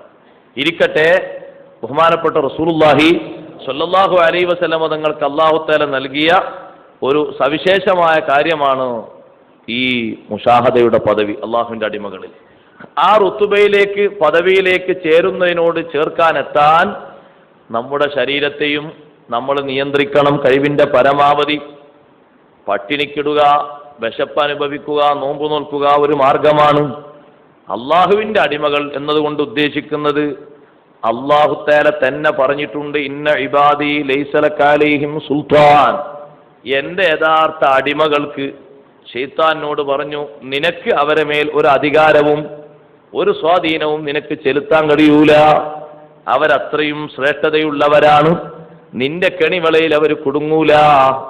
പിശാചിന്റെ കെണിവലയിൽ കുടുങ്ങാതിരിക്കണമെങ്കിൽ നമ്മുടെ ഹവയെ നമ്മൾ നിയന്ത്രിക്കേണ്ടതുണ്ട്. നമ്മുടെ ശരീരത്തിന്റെ ഇച്ഛയെ നമ്മൾ നിയന്ത്രിക്കേണ്ടതുണ്ട്. ആ ഇച്ഛ കെടുത്തിക്കളയാൻ സുഹൃതങ്ങളുമായി നമ്മൾ ബന്ധപ്പെടേണ്ടതുണ്ട്. റമദാനു ശരീഫിൽ നിത്യമായി നമ്മൾ പാലിക്കുന്ന സുഹൃതങ്ങളിൽ ഖൽബ് നന്നാക്കാൻ പറ്റുന്ന 5 കാര്യങ്ങൾ ബഹുമാനപ്പെട്ട സൈനുദ്ദീൻ മഖ്ദൂം റളിയല്ലാഹു അൻഹു പറഞ്ഞത് 5ഉം കിട്ടുന്ന മാസമാണ് റമദാൻ. അതിലൊന്ന് ഖുർആനോത്ത്. ഇരുന്ന് ചിന്തിച്ച് ശരിക്ക് കൃത്യമായിട്ട് ഓതാൻ പറ്റിയ സമയം സന്ദർഭമുണ്ട് ഖുർആനോത്ത്. രണ്ടാമത്തെ ഒന്ന് പള്ളക്ക് ഒഴിവ് കൊടുക്കൽ. അതുണ്ടല്ലോ. വലിൽ ബത്നിൽ ഖലാ, പള്ളക്ക് ഒഴിവ് കൊടുക്കുക എന്നുള്ളതിൽ പ്രധാനപ്പെട്ട ഒരു വ്യാഖ്യാനമാണ് നോമ്പ് എന്നത്. നല്ല ഒഴിവാണ് പള്ളക്ക് ഒഴിവ് കൊടുക്കുന്നുണ്ട്. പള്ളക്ക് ഒഴിവ് കൊടുത്താൽ തന്നെ ഏകദേശം ഹവയൊക്കെ പിടിച്ചു വെക്കാൻ കഴിയും. പള്ളക്ക് ഇങ്ങനെ കൂടി വരുമ്പോഴാണ് നമ്മുടെ വികാരങ്ങളൊക്കെ തീവ്രമായ രൂപത്തിൽ ഇങ്ങനെ വർദ്ധിച്ചു വരുന്നത്. ബഹുമാനപ്പെട്ട ബുസൂരി ഇമാം തങ്ങൾ പറഞ്ഞില്ലേ, ഫലാ തറുംബിൽ മആസി കസ്റ ശഹവതിഹാ ഇന്നത്വആമ യുഖവ്വി ശഹവതൻ നഹിമി. കുറ്റകൃത്യങ്ങൾ ഒരുപാട് ചെയ്തിട്ട് നിന്റെ വികാരം തകർത്ത് കളയാൻ പറ്റും എന്ന് നീ ഉദ്ദേശിക്കണ്ട. അത് നടക്കൂല. ഭക്ഷണം കഴിക്കുന്നതുകൊണ്ടാണ് നടക്കൂല പറയാൻ കാരണം ഇന്നത്വആമ യുഖവ്വി ശഹവതൻ നഹിമി. ഭക്ഷണം നീ യഥേഷ്ടം കഴിക്കുന്നുണ്ടല്ലോ, വികാരത്തിന്റെ അളവ് ഇങ്ങനെ തീവ്രമായി വർദ്ധിച്ചു വരും. അപ്പൊ അതിന്റെ അളവ് കുറക്കുന്ന ഒരു പണിയാണ്. അപ്പൊ കൽബ് നന്നാകും. കൽബ് നന്നാകാനുള്ള ഒരു പണിയാണ് വലിൽ ബത്നിൽ ഖലാ, പള്ള കാലിയാക്കാണ്. അതിന് മറ്റു പല വ്യാഖ്യാനങ്ങളും ഉണ്ട്. ചില പണ്ഡിതന്മാർ ആ സൈനുദ്ദീൻ മഖ്ദൂം റളിയല്ലാഹുവിന്റെ വാക്ക് വ്യാഖ്യാനിച്ചുകൊണ്ട് പറഞ്ഞു, കഴിവിന്റെ പരമാവധി ശ്രദ്ധിച്ച് ഹലാലിൽ നിന്ന് മാത്രമേ ഭക്ഷണം കഴിക്കൂ. മറ്റൊരു വ്യാഖ്യാന പ്രകാരം വലിൽ ബത്നിൽ ഖലാ, പാകത്തിന് മാത്രമേ ഭക്ഷണം കഴിക്കുള്ളൂ, ഏറെ കഴിക്കൂല. ആരോഗ്യസ്ഥിതി നിലനിൽക്കാൻ മാത്രം കണ്ടിട്ടുള്ള ഭക്ഷണം കഴിക്കൽ. അത് ഓരോരുത്തർക്കും വ്യത്യസ്ത അളവിലാണ്, അളവനുസരിച്ച് കഴിക്കേണ്ടി വരും. പിന്നെ പറഞ്ഞു ഖിയാമു ലൈലിൻ, അതും റമദാനിൽ കിട്ടുന്ന കാര്യമാണ്. അത്താഴത്തിന് എണീക്കുമ്പോൾ 2 റക്അത്ത് നിസ്കാരം. രാത്രി തഹജ്ജുദിനെ പറ്റിയാണ് ആ പറഞ്ഞത്. ഖിയാമുൽ ലൈൽ എന്ന് പറയുന്ന തരത്തിലുള്ള നിസ്കാരം തന്നെ ദീർഘിച്ച് നിസ്കരിക്കുന്നവരുണ്ട്. ഒന്ന് ഉറങ്ങി എണീറ്റിട്ട് 1 മണിക്കൂർ 2 മണിക്കൂറൊക്കെ നീണ്ട നിസ്കാരം. മക്കത്ത് ഖിയാമുൽ ലൈൽ ഉണ്ട് എന്ന് പറഞ്ഞ ചില ആൾക്കാർ. ഖിയാമുൽ ലൈൽ എന്ന് പറഞ്ഞാൽ ഇതിക്ക് തഹജ്ജുദാണ്, സെപ്പറേറ്റ് നിസ്കാരം അല്ല, തഹജ്ജുദ് നിസ്കാരം തന്നെയാണ്. ആ തഹജ്ജുദ് നിസ്കാരത്തിനും ഇപ്പോൾ ചാൻസ് ഉണ്ട്. അത്തായ നേരത്ത് അള്ളാഹുവിലേക്ക് മനസ്സ് തിരിച്ച് പ്രാർത്ഥന നടത്തുക, വിനയം പ്രകടിപ്പിക്കുക, ഇസ്തിഗ്ഫാർ ചൊല്ലുക, അള്ളാഹുവിലേക്ക് മനസ്സ് തിരിച്ച് കരഞ്ഞുകൊണ്ട് ദുആ ചെയ്യുക. റമളാനിൽ സാധ്യമാണ്. കുറച്ചെങ്കിലും ഒന്ന് ഇസ്തിഗ്ഫാറിൽ ദ്വാരക്കാൻ ഒരു നേരം കിട്ടാൻ ഈ സാഹചര്യത്തിൽ നമുക്ക് കഴിയും. ഇതേ രൂപഭാവങ്ങൾ ശേഷവും ഒപ്പിക്കാണെങ്കിൽ അത് പറ്റും. മുജാലസാത്തു സ്വാലിഹീനൽ ഫുള്ളല, സ്വാലിഹീങ്ങളോടുകൂടെ സദസ്. ഇജൊന്നും മുണ്ടാന്ന ഇജ് നോറ്റാലും എനിക്ക് കൂലിട്ടെന്ന് പറയും. പൂജച്ചങ്ങനെ ഉത്തർന്നാൽ മതി. ഭാര്യയോട് പറയാണ്, ഇജ് നോറ്റാലും എനിക്ക് കാര്യം, എനിക്ക് കൂലിട്ടും. മൂപ്പര് കേൾക്കൂല. ഞാനിപ്പോൾ റമദാൻ മാസത്തിലെ നോമ്പൊന്നും പോകാതെ കിട്ടിയെങ്കിൽ വലിയ ഭാഗ്യം കരുതി. രോഗവും മറ്റുള്ള ആൾക്കാരല്ല ടോലങ്ങനെ പറയും. കാരണം ഓല് കഷ്ടിച്ചങ്ങനെ ഒന്നും മുറിയരുത് പോകരുത് ഇതെങ്ങനെ നീക്കിക്കൊണ്ടുപോയതാ. നല്ല ആരോഗ്യമുള്ളവർ തന്നെ പറയും ഇതിങ്ങനെ കയ്യുള്ളൂ, അതുകൊണ്ട് ഈ നോറ്റോന്ന് പറയും. വല്യമാരൊക്കെ നോക്കുക. ആ നോമ്പ് വളരെ ശ്രേഷ്ഠതയുള്ള നോമ്പാണല്ലോ. നമ്മൾ വിഷയങ്ങൾക്കൊക്കെ നമ്മളും പറയും 6 നോമ്പ് കഴിഞ്ഞോട്ടെ, കല്യാണം 6 നോമ്പ് കഴിഞ്ഞോട്ടെ. നമ്മക്കല്ല, ആരാനല്ല 6 നോമ്പ് കഴിഞ്ഞോട്ടെ, പുരക്കൂടൽ 6 നോമ്പ് കഴിഞ്ഞോട്ടെ. നമ്മക്കല്ല, ബാക്കിയുള്ളവർക്ക് ഒക്കെ ബാക്കിയുള്ളവർക്ക്. അപ്പോൾ സുന്നത്ത് നോമ്പുകൾ ഇടയ്ക്കിടയ്ക്ക് വരുന്നുണ്ടല്ലോ, അതൊക്കെ ഒന്ന് നോൽക്കുക. തിങ്കളാഴ്ചയും വ്യാഴാഴ്ചയും സുന്നത്ത് നോമ്പ് നോൽക്കുക എന്ന് പറഞ്ഞാൽ അയാളെ സമ്മതിക്കണം. എന്താ സമ്മതിക്കണം എന്ന് പറയാൻ കാരണം, റമദാൻ മാസത്തെ നോമ്പ് നോൽക്കുന്ന ആളെ വല്ലാതെ സമ്മതിക്കണ്ട. കാരണം 2ാമത്തെ ദിവസമായ അത് ചാലുമായി. പിന്നെ 3ആയവന് അങ്ങനെ പോയി. മഴയും കൂടി പെയ്താൽ പിന്നെ പ്രശ്നമില്ല, അങ്ങനെ പോയല്ലോ, അറിയാതെ പോയി. മഴ പെയ്താൽ ഇപ്പോൾ ഇവിടെയും ഗൾഫിലൊക്കെ നിൽക്കണ ഗൾഫിൽ നിൽക്കുന്ന ആൾ അയാൾ രാവിലെ വന്ന് ഉച്ചവരെ പണിയില്ല, ചൂടായതുകൊണ്ട്. അപ്പോൾ 3 മണി വരെ ഏസിട്ട് ഉറങ്ങി 3 മണിക്ക് നീച്ച് ദൂരസ്കരിച്ച് കുറച്ചു നേരം ഖുർആൻ ഓതി അസറിന് പുറത്തിറങ്ങി മാരിബാൻ കുറച്ച് ഞാൻ കൊടുത്ത്. നോമ്പിന് സുഖാണ് എന്ന് പറയാം. അവിടെ ഈ സുഖാണ് പറഞ്ഞാൽ അതാണ്. അതിപ്പോൾ ഇവിടെ മഴയതാ, ഇവിടെ അങ്ങനെ തന്നെ. ഇവിടെ മഴയതാ രാവിലെ 12 മണി വരെ ഉറക്കം കിട്ടി, പിന്നെ ഒന്ന് എണീച്ചൊന്ന് കുളിച്ച് 1 മണിക്ക് നിസ്കരിച്ച് ഒന്ന് അത്യാവശ്യകാലം അസറായി, പിന്നെ മഴ പെട്ടെന്നായി. അതവിടെയും ഇവിടെയൊക്കെ മഴയതാ, 2 സെയിമാണ്. അവിടെ AC ഇവിടുത്തെ മഴയൊക്കെ ഇരിക്കട്ടെ. അങ്ങനല്ല, വ്യാഴാഴ്ച നോമ്പും തിങ്കളാഴ്ച നോമ്പും നിങ്ങൾ നോക്കി, മുമ്പത്തെ ദിവസവും ഭക്ഷണമാണ്, ശേഷത്തെ ദിവസവും ഭക്ഷണമാണ്. അപ്പോൾ കുറച്ച് കടുപ്പുണ്ടാവും. അതാണ് ഈ ഇടയ്ക്ക് ഈ മേറാജ് നോമ്പേ ഞാനുണ്ട് ഒപ്പിച്ചതാന്ന് പറഞ്ഞ ഒരാൾ. അതെന്തേ? തലേന്ന് നോമ്പില്ല, പിറ്റേന്ന് നോമ്പില്ല, അന്നൊരു നോമ്പല്ലേ ഉള്ളൂ. അതാണ് തിങ്കളാഴ്ച നോമ്പും വ്യാഴാഴ്ച നോമ്പും നോൽക്കുന്ന ആളെ അത് സമ്മതിക്കണം. അതൊരു നോമ്പുകാരൻ തന്നെയാണ്, അതൊരു ചെറിയ ഇബാദത്തല്ല. ഇനി അതൊന്നുമില്ലെങ്കിലും ഇടക്കിടക്കെങ്കിലും സുന്നത്ത് നോമ്പുകൾ നോറ്റ് ശീലമാക്കണം. അള്ളാഹു തൗഫീഖ് നൽകട്ടെ. എല്ലാവരും കൂടി നോക്കുന്ന നോമ്പുകളൊക്കെ ഉണ്ടാകുമല്ലോ, മുഹറം 9, 10, അറഫന്റെ നോമ്പ്, മിറാജ് നോമ്പ്, ബറാത്ത് നോമ്പ്, അങ്ങനെ നോമ്പൊക്കെ നമ്മൾ നോക്കണം കഴിവിൻ്റെ പരമാവധി. ഇനി അത് കഴിഞ്ഞാൽ അടുത്ത കാര്യം പറഞ്ഞ ഖിയാമുലൈലാണ്. അത് നിങ്ങൾ നന്നായി ശ്രദ്ധിക്കണം. നേരത്തെ നമ്മളതിൻ്റെ വിഷയം പറഞ്ഞിട്ടുണ്ട്.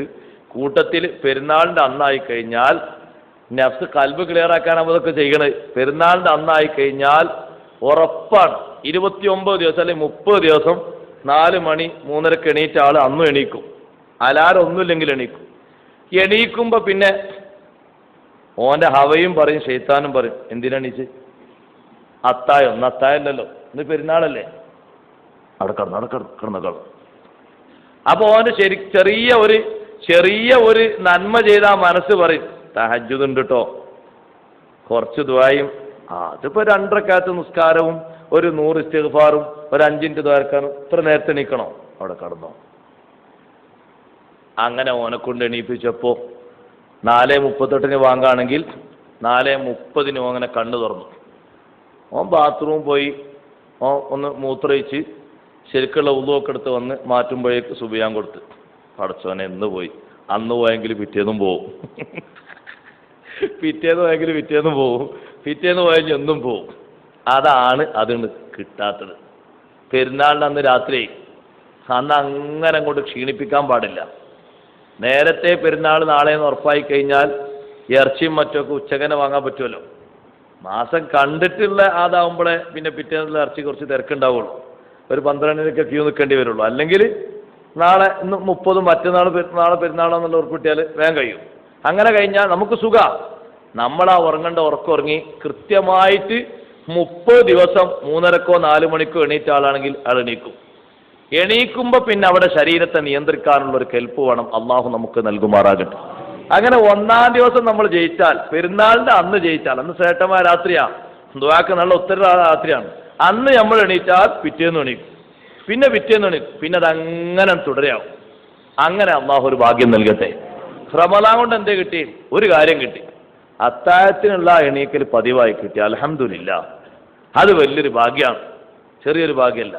കൽബ് ഹയാത്താക്കുന്നവർ മുഴുവനും കൽബിന് ഏറ്റവും കൂടുതൽ ഹയാത്ത് കൊടുക്കുന്ന നേരം അവരൊക്കെ ഹയാത്തിലാണ്. കൽബ് മൗത്തായി പോയവരൊക്കെ ആ നേരം മൗത്തിലാണ്. എന്താ മൗത്ത് പറഞ്ഞാൽ? ഉറക്കേ. കൽബിന് ഹയാത്താക്കണം എന്ന് ഉദ്ദേശിക്കുന്ന ആരെല്ലാം ഉണ്ടോ അവരൊക്കെ ആ നേരം ഉണർന്നിരിക്കുകയാണ്. സ്വാലിഹീങ്ങള്, വലിയ വലിയ മഹാന്മാര്, മഹദിമാര് ലോകത്തിന്റെ വിവിധ ഭാഗങ്ങളിൽ ഇപ്പോഴും ആ നേരത്ത് ഉണർന്നേരെ എണീറ്റ് അവർ ഇസ്തിഗ്ഫാർ ചൊല്ലുന്നുണ്ട്. വൽ മുസ്തഗ്ഫിരീന ബിൽ അസ്ഹാർ, അത്തായ നേരത്ത് ഇസ്തിഗ്ഫാർ ചൊല്ലുന്നവർ എന്ന് അള്ളാഹു പ്രത്യേകം പറഞ്ഞല്ലോ. ആ കൂട്ടത്തിൽ അവർക്ക് എന്നും ഒരു ഇടമുണ്ട്. അപ്പൊ ആ ദുആയും മുജാലസാത്തു സ്വാലിഹീനൽ ഫുല്ലല എന്ന് പറഞ്ഞതോ അത് പിന്നെയും കിട്ടും, നാട്ടിലുണ്ടാകും. എല്ലാ വെള്ളിയാഴ്ച രാത്രിനും സ്വലാത്ത് പള്ളിയിൽ, നിങ്ങളെ പള്ളിയില്ലേ? എല്ലാ സ്ഥലത്തും, അധിക സ്ഥലത്തും ഉണ്ടാവും. ഇനി ഒന്നുമില്ലെങ്കിൽ ഇശാന്റെ ശേഷം ഹദ്ദാദ് ഉണ്ടാകുമല്ലോ, ആ ഹദ്ദാദും ഇശാന്റെ ജമാഅത്തും ഹദ്ദാദും എന്നും പതിവാക്കുക. സുബൈക്ക് നേരത്തെ എണീക്കുന്നോട് ജമാഅത്തിന് വരാൻ കുഴപ്പമുണ്ടാവില്ല വരിക. അങ്ങനെ സ്വാലിഹീങ്ങളോട് കൂടെയുള്ള ആ ഒരു ഇരുത്തം കിട്ടുന്ന മജ്ലിസിലൊക്കെ ഉപയോഗപ്പെടുത്തുക. അള്ളാഹു തൗഫീഖ് നൽകട്ടെ. അങ്ങനെ നമ്മുടെ ഈ താഴേക്കടയിലുള്ള ഈ കൽബിനെ പൊക്കിക്കൊണ്ടുവന്നിട്ട് നഫ്സുൽ മുത്മയിന്നയിലേക്ക് നമ്മൾ ഉയർത്തണം. അള്ളാഹു അതിന് തൗഫീഖ് നൽകട്ടെ. അള്ളാഹുവിൻ്റെ അടിമകൾ പിശാചിനെ അവരെ സ്വാധീനപ്പെടുത്താൻ കഴിയൂല.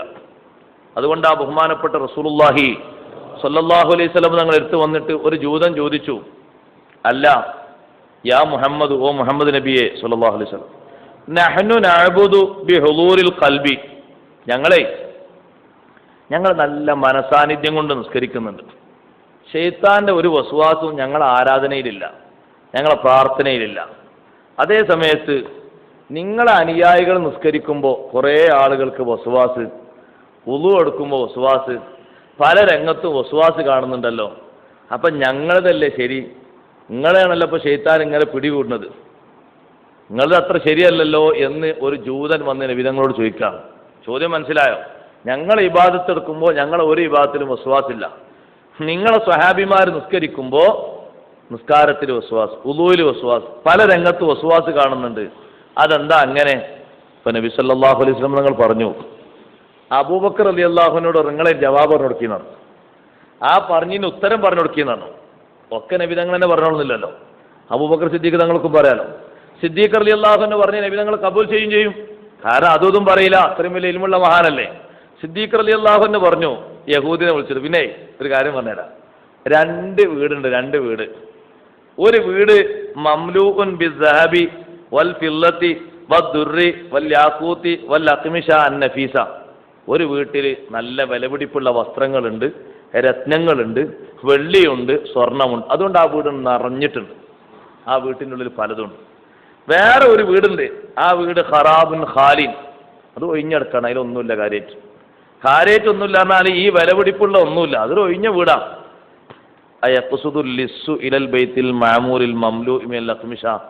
ഈ വസ്ത്രങ്ങളും സ്വർണവും വെള്ളിയൊക്കെ ഉള്ള ആ വീടാണോ കള്ളൻ ലക്ഷ്യമാക്കുക, അതല്ല ഒഴിഞ്ഞു കിടക്കുന്ന വീടാണോ ലക്ഷ്യമാക്കുക? അപ്പൊ യഹൂദി പറഞ്ഞു, അതെന്താ എല്ലാവർക്കും തിരിയല്ലോ, ആ നിറഞ്ഞ വീട്ടിലേക്കാണ് കള്ളൻ കയറുക, ഒഴിഞ്ഞ വീട്ടിലേക്കാരാ കയറുക? എന്തിനാ വെറുതെ കയറി ആ സമയം കൂടി കളയുന്നത്? എന്തെങ്കിലും ഉള്ളിടത്ത് കയറിയിട്ടല്ലേ കാര്യമുള്ളൂ. അപ്പൊ ഉള്ള വീട്ടിലേക്കാ കയറുക. എന്നാ നീ മനസ്സിലായിക്കോ, ഖുലൂബുനാ മംലൂഅത്തുൻ ബിത്തൗഹീദി വൽ മഅരിഫതി വൽ ഈമാനി വൽ യഖീനി വത്തഖ്വാ വൽ ഇഹ്സാൻ വഗൈരിഹാ മിനൽ ഫളാഇൽ. ഞങ്ങളെ ഖൽബ് അതിൽ ഈമാനുണ്ട്, തൗഹീദുണ്ട്, ജ്ഞാനമുണ്ട്, യഖീനുണ്ട്, ഒരുപാട് നന്മയുടെ ബോധമുണ്ട്, തഖ്വയുടെ ബോധമുണ്ട്, ശ്രേഷ്ഠ സ്വഭാവങ്ങൾ പലതും ഉണ്ട്. അതുകൊണ്ട് ഞങ്ങളെ ഖൽബ് നിറഞ്ഞിരിക്കാണ്. വഖുലൂബുക്കും ഖാലിയാ. ജൂതന്മാരാ നിങ്ങളെ ഖൽബിൽ ഈ പറഞ്ഞ ഒന്നുമില്ല. അപ്പൊ പിന്നെ ശൈത്താൻ അത് ഉദ്ദേശിക്കൂല, ശൈത്താൻ ഇങ്ങോട്ടേ ഉദ്ദേശിക്കുള്ളൂ. അപ്പൊ ഇങ്ങോട്ട് കിട്ടാത്തുമ്പോ ഓനൊരു കളിയാണ്. ആ കളി മറ്റുള്ളവരിൽ പെടുത്തണം നിൽക്കാണ് ആ വസ്വാസ് വരുന്നത്. ഓൻ കണ്ട് ക്ലച്ച് കിട്ടുന്നില്ല അവിടെ. ഇതങ്ങോട്ട് കേട്ടപ്പോ ഫാസ്ലമൽ യഹൂദിയു, ആ യഹൂദി അങ്ങോട്ട് മുസ്ലിമായി, അയാൾ ഷഹാദത്ത് കലിമ ചൊല്ലി. ഒരൊറ്റ ചോദ്യം, ഒറ്റ ഉത്തരം, വേറെ പരിപാടി ഉണ്ടായിരുന്നു. അതാണ് അള്ളാഹു പറയുന്നത്, ഇന്ന ഇബാദി ലൈസ ലക അലൈഹിം സുൽത്താൻ. എന്റെ അടിമകൾ, അവരെ നിനക്ക് കീഴ്പ്പെടുത്താനോ നിനക്ക് അവരെ കൊണ്ട് എന്തെങ്കിലും ചെയ്യിപ്പിക്കാനോ കഴിയില്ല. ബഹുമാനപ്പെട്ട നബിയുല്ലാഹി യഹ്യ അലൈഹിസ്സലാമിന്റെ അടുത്തേക്ക് ശൈത്താൻ വന്നപ്പോ യഹ്യാ നബി ചോദിച്ചു, അല്ല ശൈത്താൻ, ഇബ്ലീസിനോട് ചോദിച്ചു, അല്ല ഇബ്ലീസേ, മനുഷ്യന്മാർ മൊത്തത്തിൽ എത്ര ടീമാ നിന്റെ അടുക്കൽ?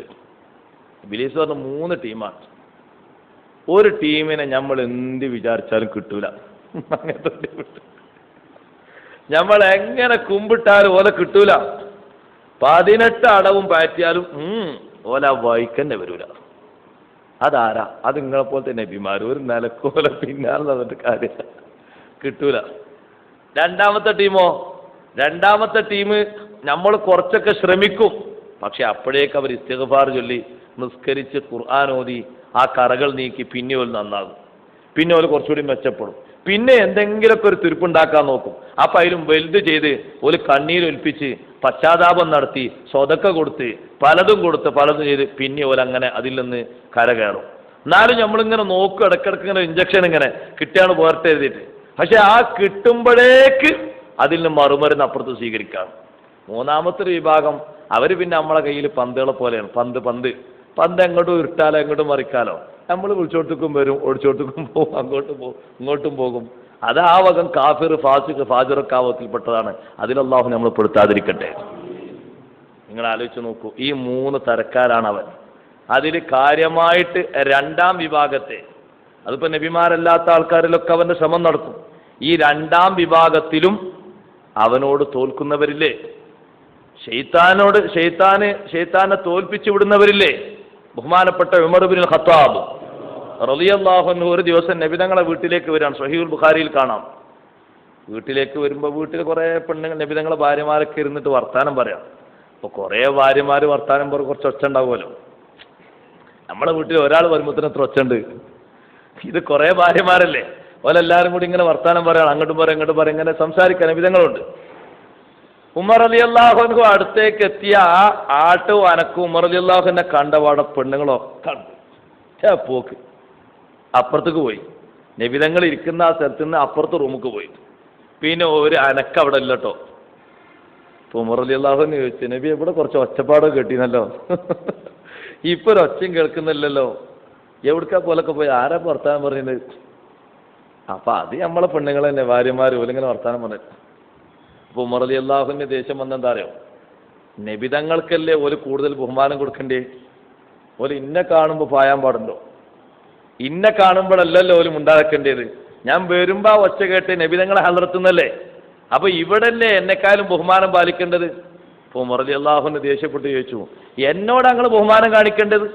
എന്നെക്കാളും ബഹുമാനം കാണിക്കേണ്ടേ ബഹുമാനപ്പെട്ട റസൂലുള്ളാഹി സ്വല്ലല്ലാഹു അലൈഹി വസല്ലം ഞങ്ങളോടല്ലേ? അപ്പൊ പെണ്ണുങ്ങൾ പറഞ്ഞു, സംഗതി എങ്ങനെയൊക്കെയാണെങ്കിലും ഉമറെ നിങ്ങളെ നമുക്ക് പേടിയാ, നിങ്ങളെ നമുക്ക് പേടിയാ, നിങ്ങളാ ഉള്ള പേടി, ആ ഒരു ഖൗഫ് നമുക്ക് നബിതങ്ങളോടില്ല. നബിതങ്ങളോട് പേടിയുണ്ട്, ബഹുമാനം ഒക്കെ ഉണ്ട്, നിങ്ങളോട് അങ്ങനെയാണ് ഒക്കെ പറയാനും പറ്റില്ല, അത് കഴിയില്ല, പേടിയാണ്. അപ്പോൾ ഉമർ റളിയല്ലാഹു അൻഹു പിന്നെ ഈ വിഷയം കേട്ടപ്പോൾ പിന്നെയും ചൂടാകാം. അപ്പൊ നബി സല്ലല്ലാഹു അലൈഹി വസല്ലം നിങ്ങളെ സാന്ത്വനിപ്പിച്ചിട്ട് പറഞ്ഞു, ഉമറേ നിങ്ങൾ പേടിക്കണ്ട, ഈ പെണ്ണുങ്ങൾ മാത്രമല്ല നിങ്ങൾ പേടിക്കുന്നത്, ഇതാ സലക്കത്ത ഫജ്ജൻ സലക്ക ശൈത്വാനു ഫജ്ജൻ ആഖർ, നിങ്ങളൊരു വഴിക്ക് പുറപ്പെട്ടാൽ ആ വഴിക്ക് എതിരായിട്ടോ അതിന്റെ പിന്നിലായിട്ടോ ശൈത്താൻ വരൂല, ഓൻ വേറെ വഴിക്ക് പോകും. അപ്പൊ ശൈത്താന് വരെ നിങ്ങളെ പേടിയാണ്. അത് നിങ്ങൾക്ക് അല്ലാഹു തആല തന്ന വലിയൊരു സ്ഥാനമാണ്.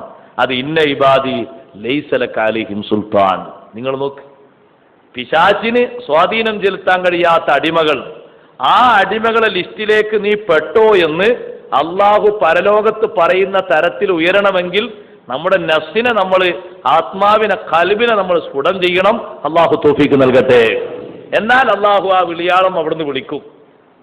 അതൊരു ചൊറുക്കുള്ള വിളിയാ.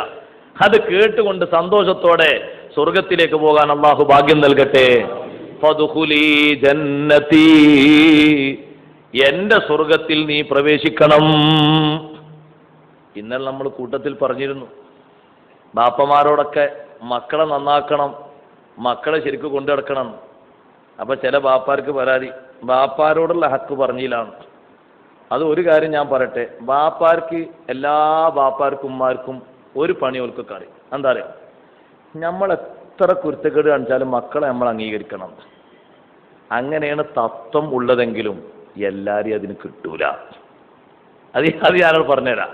ഞാൻ ഓൻ്റെ ബാപ്പയാണ്, ഞാൻ നിസ്കരിച്ചാലും നിസ്കരിച്ചിട്ടില്ലെങ്കിലും, ഞാൻ തെമ്മാടിയായാലും മറ്റേതായാലും ഓൻ എനിക്ക് കേട്ടോളണം എന്ന ഒരു ലെവലാണ് മിക്ക ബാപ്പാരടുത്തും ഉമ്മാരടുത്തുള്ളത്. നമ്മളെ ഇത്തിബായ് ചെയ്യണമെങ്കിൽ, നമ്മൾ അനുസരിക്കണമെങ്കിൽ നമ്മൾ നേർദിശയിൽ നടക്കണം. നേർദിശയിൽ നടക്കുമ്പോഴാണ് സ്വീകാര്യതയോടുകൂടി ഒരു കേൾക്കുക. മറ്റേത് നമ്മളെ അടിച്ചേൽപ്പിക്കലും നമ്മൾ ചീത്ത പറഞ്ഞിട്ട് കേൾവിലും പലതുമാണ്. നമ്മൾ ഇത്തിബായ് ചെയ്യണ്ടേ, അതിനല്ലേ നമ്മൾ ദ്വാരക്കുന്നത്, വജഅൽനാ ലിൽ മുത്തഖീന ഇമാമ. പടച്ചോനെ, ഈ മക്കളെ നല്ലവരാക്കി തരണം, ആ മക്കൾക്ക് നല്ലവരാക്കി ഞങ്ങളെയും തരണം.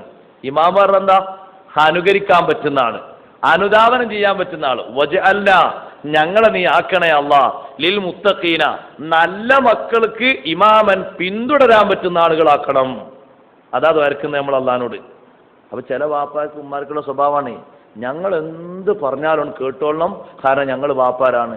ഞങ്ങൾ എന്ത് ചെയ്താലും കേട്ടോളണം, ഞങ്ങൾ എന്ത് പറഞ്ഞാലും കേട്ടോളണം, ഞങ്ങൾ എന്ത് ചെയ്താലും കേട്ടോളണം. അങ്ങനെ ഒരു സെബീലാകരുത്.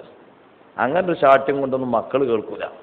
അവർ നമ്മളെ പിൻപറ്റണമെങ്കിൽ, ഞങ്ങൾ വാപ്പാരല്ലേ, ഞങ്ങൾ വാപ്പാരാണ്, നിങ്ങൾ വാപ്പാരാണ്, ഒരു മക്കളുമാണ്, ശരിയാ.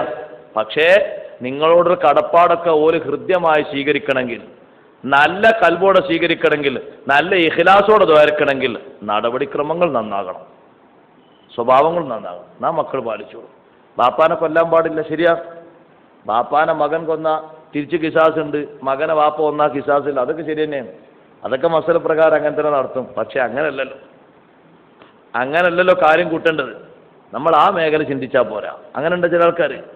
നാളൊരു സഹോദരനോട് ഉസ്താദെ, ഈ ബാപ്പാരും ഇമ്മാരും നമ്മൾ അങ്ങനെ അനുസരിക്കണം, തിരിച്ച് നമ്മൾ എന്ത് പറഞ്ഞാലും ഓല് കേൾക്കൂല, അതെന്തൊരു വൺ വേ ആണോ എന്ന് ചോദിച്ചു എന്നോട്. ഒരു വൺ വേ ആണോ? ശരിയാണ് ആ ചോദ്യം. ആ ചോദ്യത്തിൽ വളരെ കൂടുതൽ ചിന്തിക്കാണ്ട്. ഈ കുട്ടികൾ എന്തെങ്കിലും ഒരു കാര്യം, ഓൽക്ക് എന്തെങ്കിലും ഒരു ആവശ്യങ്ങൾ പറയുമ്പോൾ നമ്മളും അത് സ്വീകരിക്കണം. കാരണം നമ്മളെ മക്കളാണ് എന്ന അർത്ഥത്തിൽ നമ്മളത് കേൾക്കണം. ഓല ആവശ്യത്തിനാണ് അവർ ചോദിക്കുന്നത്, അനാവശ്യത്തിന് കൊടുക്കാൻ പാടില്ല, നമ്മൾ കൊടുക്കേണ്ടതുമില്ല. ആവശ്യത്തിനാണ് ചോദിക്കുന്നത്, അത് നമ്മൾ കൊടുക്കണം. ഒരു വാപ്പാനോട് മകൻ ചോദിക്കുകയാണ്, വാപ്പ നിങ്ങളെ സ്ഥലത്ത് നിന്ന് ഒരു 10 സെന്റ് തരി, ഞാനൊന്ന് പുരക്കട്ടെ. ഏക്കർ കണക്കിന് സ്ഥലം അള്ള നിങ്ങൾക്ക് തന്നണല്ലോ, നിങ്ങൾക്ക് സ്വന്തം കിട്ടിയതല്ല, വല്യാപ്പ മുഖേന കിട്ടിയതാണ്, കുറച്ച് നിങ്ങൾ വാങ്ങി, ഒരു 10 സെന്റ് ഇജ്ജ് വേറെ എവിടെയെങ്കിലും വാങ്ങിക്കോ, ഞാനിപ്പോൾ തന്നാൽ എല്ലാവർക്കും ആണ് കൊടുക്കേണ്ടത്. അങ്ങനെ 10 ഇയാളൊന്നായിട്ട് കെട്ടിപ്പാട്ടി കബർ കൊണ്ടുപോകും നന്നായിട്ട്. ഇങ്ങനെ ആകുമ്പോൾ സ്വാഭാവികമായിട്ടും മക്കൾക്കുണ്ടാവൂലേ ഒരു വെറുപ്പങ്ങളൊക്കെ പറഞ്ഞാണ്. പിന്നെ ഈ ഏക്കർ കണക്കിന് 10 സെന്റ് പുരയെടുക്കാൻ ആരാനും കൊടുക്കാനുള്ളത്? അങ്ങനെ പിന്നെ പൈസക്ക് ചോദിച്ചു ലാസ്റ്റ് മകൻ, പൈസക്കും തരാന്നപ്പോൾ പിന്നെ ആ മകൻ ചിന്തിച്ചു, എന്നാ പിന്നെ ഈ സ്ഥലം കിട്ടാൻ ഏറ്റവും നല്ലൊരു മാർഗം എന്താ? വാപ്പ മരിക്കലാണ്, വാപ്പ ഒന്ന് വേഗം മരിച്ചാൽ മതി എന്ന് തോന്നുന്നു. നമ്മളെന്ത് കുറ്റം പറയാനാ? നമ്മളിപ്പോൾ നിങ്ങൾ പറഞ്ഞാണ്, നിങ്ങളിപ്പോൾ ആ മകനോട് എന്ത് പറയാനാ, എന്ത് കുറ്റം പറയാനാ? ഞാൻ എൻ്റെ കാഴ്ചപ്പാടിലൊരു കുറ്റവും പറയില്ല. ആദ്യം ചോദിച്ചത് നിങ്ങൾ ആ 10 സെന്റ് തരി, എന്നിട്ട് നിങ്ങളെ മരണശേഷം എനിക്ക് എന്തെങ്കിലും മീറാസ് അനന്തരം ഉണ്ടെങ്കിൽ ഈ 10 കഴിഞ്ഞിട്ട് ബാക്കിയുണ്ടെങ്കിൽ തന്നാൽ മതി, അല്ലെങ്കിൽ തരണ്ട. അതൊരു മാന്യതൻ്റെ ചോദ്യമാണ്. ലക്ഷക്കണക്കിന് കൊടുക്കണ്ടേ അപ്പുറത്ത് സ്ഥലം വാങ്ങാൻ? ഇത് തറവാട്ടിൻ്റെ തന്നെ ആയിക്കോട്ടെ, ഒരു പെരത്തോട്ട് ഇത് ചോദിക്കണത് മാനി ബാപ്പാരൊക്കെ നോക്കാലോ എഴുതിയിട്ട്. പൈസ ഉണ്ട്, പെരക്കാളുടെ പൈസ മകൻ ജോലി ചെയ്തതിനുണ്ട്, അത് തരാന്നപ്പോൾ രണ്ടാമത്തെ ചോദ്യം, ഞങ്ങൾ പൈസക്ക് തരുമോ? ഇവിടെ സാധാരണ ഭൂമിക്കുള്ള വില നിങ്ങൾ എത്ര പറഞ്ഞു സെന്റിന്? 1 ലക്ഷം. 1 ലക്ഷം തരാം. എന്നിട്ടും തരൂല. അപ്പൊ പിന്നെ സ്വാഭാവികം ചിന്തിക്കൂല, പിന്നെ സ്വത്തിട്ടുള്ള മാർഗം എന്താ? ഇയാളെ മരിച്ചാൽ വേഗം കിട്ടുമല്ലോ. അപ്പൊ പിന്നെ ആ മകൻ ഒന്ന് വേഗം മരിപ്പിച്ചു കൊടുച്ചോ, എന്നാ സുഖമാണെന്ന് തെറ്റുണ്ടതിൽ അല്ല പറഞ്ഞാൽ. നമ്മൾ ആവശ്യം കുറെ ചിന്തിക്കണ്ടേ? നല്ലോണം ചിന്തിക്കണം. നമ്മളെ അനുസരിക്കാൻ വേണ്ടി മാത്രം മക്കളെ പറഞ്ഞാൽ പോരാ, മക്കളെ അവകാശങ്ങളിലും വിഷയങ്ങളിലും നമ്മൾ നല്ല ബോധമുള്ളവരാകണം. അവരെ നമ്മളെ ഇത്തിബായ് ചെയ്യുന്നു എന്ന നിലക്ക് നമ്മുടെ ക്രിയകൾ നമ്മൾ നന്നാക്കിയാൽ നമ്മളോട് അവർക്ക് സ്നേഹം ഉണ്ടാകും, മതിപ്പും ഉണ്ടാകും, ബഹുമാനം ഉണ്ടാകും, ആദരവുണ്ടാകും, അനുതാപനം ഒക്കെ ഉണ്ടാവും. ഒരു സംശയം ആ വിഷയത്തിലില്ല, എല്ലാം ഉണ്ടാവും. അടിച്ചേൽപ്പിക്കേണ്ട ആവശ്യം വരില്ല, ഒന്ന് പറഞ്ഞു കൊടുക്കേണ്ട ആവശ്യമേ വരുള്ളൂ, ഒന്ന് ഉണർത്തേണ്ട ആവശ്യമേ വരുള്ളൂ, അപ്പോഴേക്ക് ഉണ്ടാവും. ആ രൂപത്തിൽ തന്നെ കാണും. മാതാപിതാക്കളനുസരിക്കണം, വലിയ ഹക്ക് തന്നെയാണ്, അതിൽ തർക്കം എല്ലാവർക്കും. അതില്ലാതെ സ്വർഗം കിട്ടുക ശരി തന്നെയാണ്. പക്ഷെ ആ ഒരു പോയിന്റ് മാത്രം ശ്രദ്ധിച്ചാൽ പോരല്ലോ, ബാക്കികളും കൂടി ശ്രദ്ധിക്കണ്ടേ? അതുകൊണ്ട് ആ കൂട്ടത്തിൽ നമ്മൾ ആ വിഷയം കൂടി ശ്രദ്ധിച്ച് അവർക്ക് മാർഗമാക്കി കൊടുക്കണമെന്ന് ഇന്നലെ പറഞ്ഞതിന്റെ ബാക്കിയിൽ അങ്ങനെ ഒന്ന് വിട്ടുപോയെങ്കിൽ അതുകൂടി പൂരിപ്പിക്കുകയാണ്. വദ്ഖുലീ ഫീ ജന്നത്തി, അള്ളാഹു പറഞ്ഞു എന്റെ സ്വർഗത്തിലേക്ക് നീ പ്രവേശിക്കണം. അള്ളാഹു ഒരുക്കിയ സ്വർഗം അത് നമ്മളെ കൊണ്ട് വിവരിക്കാനും വർണ്ണിക്കാനും കഴിയുന്നതിലപ്പുറമാണ്. മഹാരഥന്മാർ ആ സ്വർഗം ഇവിടെ വെച്ച് വാങ്ങിപ്പോയവരാണ്. അതുകൊണ്ട് പരിധി വിട്ട സുഖങ്ങൾ നമ്മളാരും ഇവിടെ സ്വീകരിക്കരുത്. പരിധിയിലുള്ള സുഖമേ സ്വീകരിക്കാവൂ. പരിധി വിട്ട സുഖം എന്ന് പറഞ്ഞാൽ നിങ്ങൾക്ക് മനസ്സിലായോ? ഹലാലായ സുഖത്തെ പറ്റിയല്ല, ഹറാമായിട്ടുള്ള പലരും സുഖങ്ങളായി കാണുന്നത് ഒന്നും ഉപയോഗിക്കരുത് എന്നാണ് പറഞ്ഞതിൻ്റെ അർത്ഥം. ബഹുമാനപ്പെട്ട റസൂലുള്ളാഹി സ്വല്ലല്ലാഹു അലൈഹി വസല്ലം നിങ്ങൾ പറഞ്ഞു, ഇയ്യാക വത്തനഉം, നീ നിന്നെ ശ്രദ്ധിക്കണം, സുഖലോലുപത അത് നീ ശ്രദ്ധിക്കണം. സുഖലോലുപത എന്തും എങ്ങനെയും എപ്പോഴും എങ്ങനെയും ആവാം എന്ന് വെക്കരുത്. നിനക്ക് അതിനൊക്കെ പരിമിതി ഉണ്ട്. ഏറെ അത്തരത്തിലുള്ള ഒരാഡംബര ജീവിതമാകരുത് നിന്റെ ജീവിതം. ആവശ്യത്തിന് മതി. ആവശ്യത്തിന് നിന്റെ കഴിവും നിന്റെ പ്രാപ്തിയും നിന്റെ വിജ്ഞാനവും നിന്റെ കുടുംബവും സാഹചര്യങ്ങളൊക്കെ പരിഗണിച്ചുള്ള ഒരു സുഖം മതി നിനക്ക്, ഏറെ വേണ്ട. അത് ഓരോരുത്തരിലേക്ക് ചേരുമ്പോൾ വ്യത്യസ്ത രൂപത്തിലാണ്. വേറെ സുഖങ്ങൾ വേണ്ട. സ്വർഗത്തിലെ മതിൽ കെട്ടും പോലെ നമ്മളിവിടെ മതിൽ കെട്ടേണ്ട ആവശ്യമില്ല. പുരക്ക് മതിൽ കെട്ടുമ്പോഴേ ഭദ്രമായിട്ട് കെട്ടണം. നല്ല കല്ലാകണം, നല്ല സിമൻ്റ് ആകണം, നല്ല ഉയരത്തിൽ മറായിട്ട് കെട്ടണം. പക്ഷേ വെളിച്ചം കാണാൻ ഒരു 2-3 ലൈറ്റൊക്കെ മതി, പോരെ? മതി. ഓരോ പില്ലർ കണക്കാക്കിയിട്ട് ഓരോ ലൈറ്റ് വേണോ? അല്ലല്ല, അത് വേണോ? നിങ്ങൾ പറഞ്ഞാണെങ്കിൽ വേണോ? അതിൻ്റെ ആവശ്യമുണ്ടോ? അത്ര ചെറുക്കൂട്ടണോ? അതിൻ്റെ ആവശ്യമില്ല. ആ മതിലുമേൽ മാർബിൾ ഒട്ടിക്കണോ? കാക്ക വന്ന് കാഷ്ടിക്കുന്ന അവിടെ മാർബിൾ ഒട്ടിക്കണോ? അതെന്തിനാ? അത് സിമന്റ് തേച്ചിട്ട് കുമ്മായം തേച്ച് വൃത്തിയാക്കിയാൽ പോരെ? ഒരു അത്യാവശ്യ ഭംഗി ഒന്ന് പെയിന്റ് അടിച്ചാൽ വൃത്തിയായി.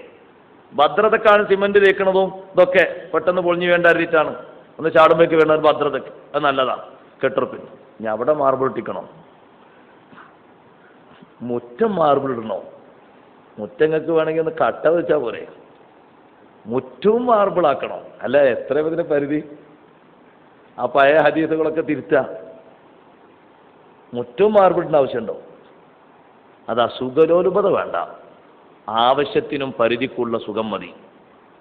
അപ്പോഴേ നമ്മൾ പടച്ചവനെ മറക്കാതെക്കുള്ളൂ. കാരണം നബി സല്ലല്ലാഹു അലൈഹി വസല്ലം പറഞ്ഞു, ഫഇന്ന ഇബാദല്ലാഹി ലൈസൂ ബിമുതനഇമീൻ, അള്ളാഹുവിൻ്റെ അടിമകൾ അവർ സുഖലോലുപരല്ല, പരിമിതമായ സുഖങ്ങൾ സ്വീകരിക്കുന്നവരാ. ഏറെ സുഖം കണ്ടപ്പോ, ഏറെ സുഖലോലുപ കണ്ടപ്പോ നബിതങ്ങൾ തിരുത്തിയിട്ടുണ്ട്. ഭംഗിക്ക് വേണ്ടി ഏറെ ഉണ്ടാക്കിയത് നബിതങ്ങൾ തിരുത്തിയിട്ടുണ്ട്. നിങ്ങൾ കണ്ടില്ലേ, ഇബ്നു ഹജർ തങ്ങൾ കൊണ്ടുവന്ന ഒരു ഹദീസ് കാണാം. ബഹുമാനപ്പെട്ട റസൂലുള്ളാഹി സ്വല്ലല്ലാഹു അലൈഹി വസല്ലം തങ്ങൾ സ്വഹാബത്തിന്റെ കൂടെ നടന്നു പോകുമ്പോൾ ഒരാളെ വീട്, ആ വീടിന്റെ മേലെ നല്ല ഒരു കുബ്ബ, സൗന്ദര്യമുള്ള കുബ്ബ. നബിതങ്ങൾ ചോദിച്ചു, ധാരത വീട് വെച്ചു. അത് ഇന്നാലിന്റെ സ്വഹാബിന്റെ ആണ്. വീടിനെന്തിനാ കുബ്ബ എന്നും ചോദിച്ചു. കുബ്ബ പള്ളിക്കുണ്ടാവും, മക്ബറക്കും ഉണ്ടാവും. കണ്ടില്ലേ നമ്മൾ മദീനത്തൊക്കെ കുബ്ബത്തുൽ ഖദറാ, അതൊരു ബഹുമാനത്തിനാണ് ഉണ്ടാകും, ഒരടയാളത്തിനും കൂടിയാണ്. അപ്പൊ പള്ളിൻ്റെ അടയാളം ചിലപ്പോൾ ചില സ്ഥലത്തൊക്കെ രണ്ട് പില്ലർ ഇങ്ങനെ പൊന്തിച്ച് ഒരു ചെറിയ കുബ്ബ കൊടുക്കും. അപ്പൊ യാത്രക്കാർക്ക് അറിയും അത് പള്ളിന്റെ അലാമത്താ. ആ റോട്ടിൽ കാണുന്ന ആ കുബ്ബ അവിടെ പള്ളി ഉണ്ട് എന്നാ മനസ്സിലാണ്. വണ്ടി നിർത്തിയിട്ട് നടന്നു വന്നാൽ നിസ്കരിക്കും. അതൊക്കെ വെക്കും, പള്ളിക്കും വെക്കും കുബ്ബ. ഒരുപാട് പള്ളികൾക്ക് നമ്മൾ അങ്ങനെ കാണലുണ്ട്. പക്ഷെ വീടിനെന്തിനാ കുബ്ബ? വീട്ടിലെന്തിനാ കുബ്ബ?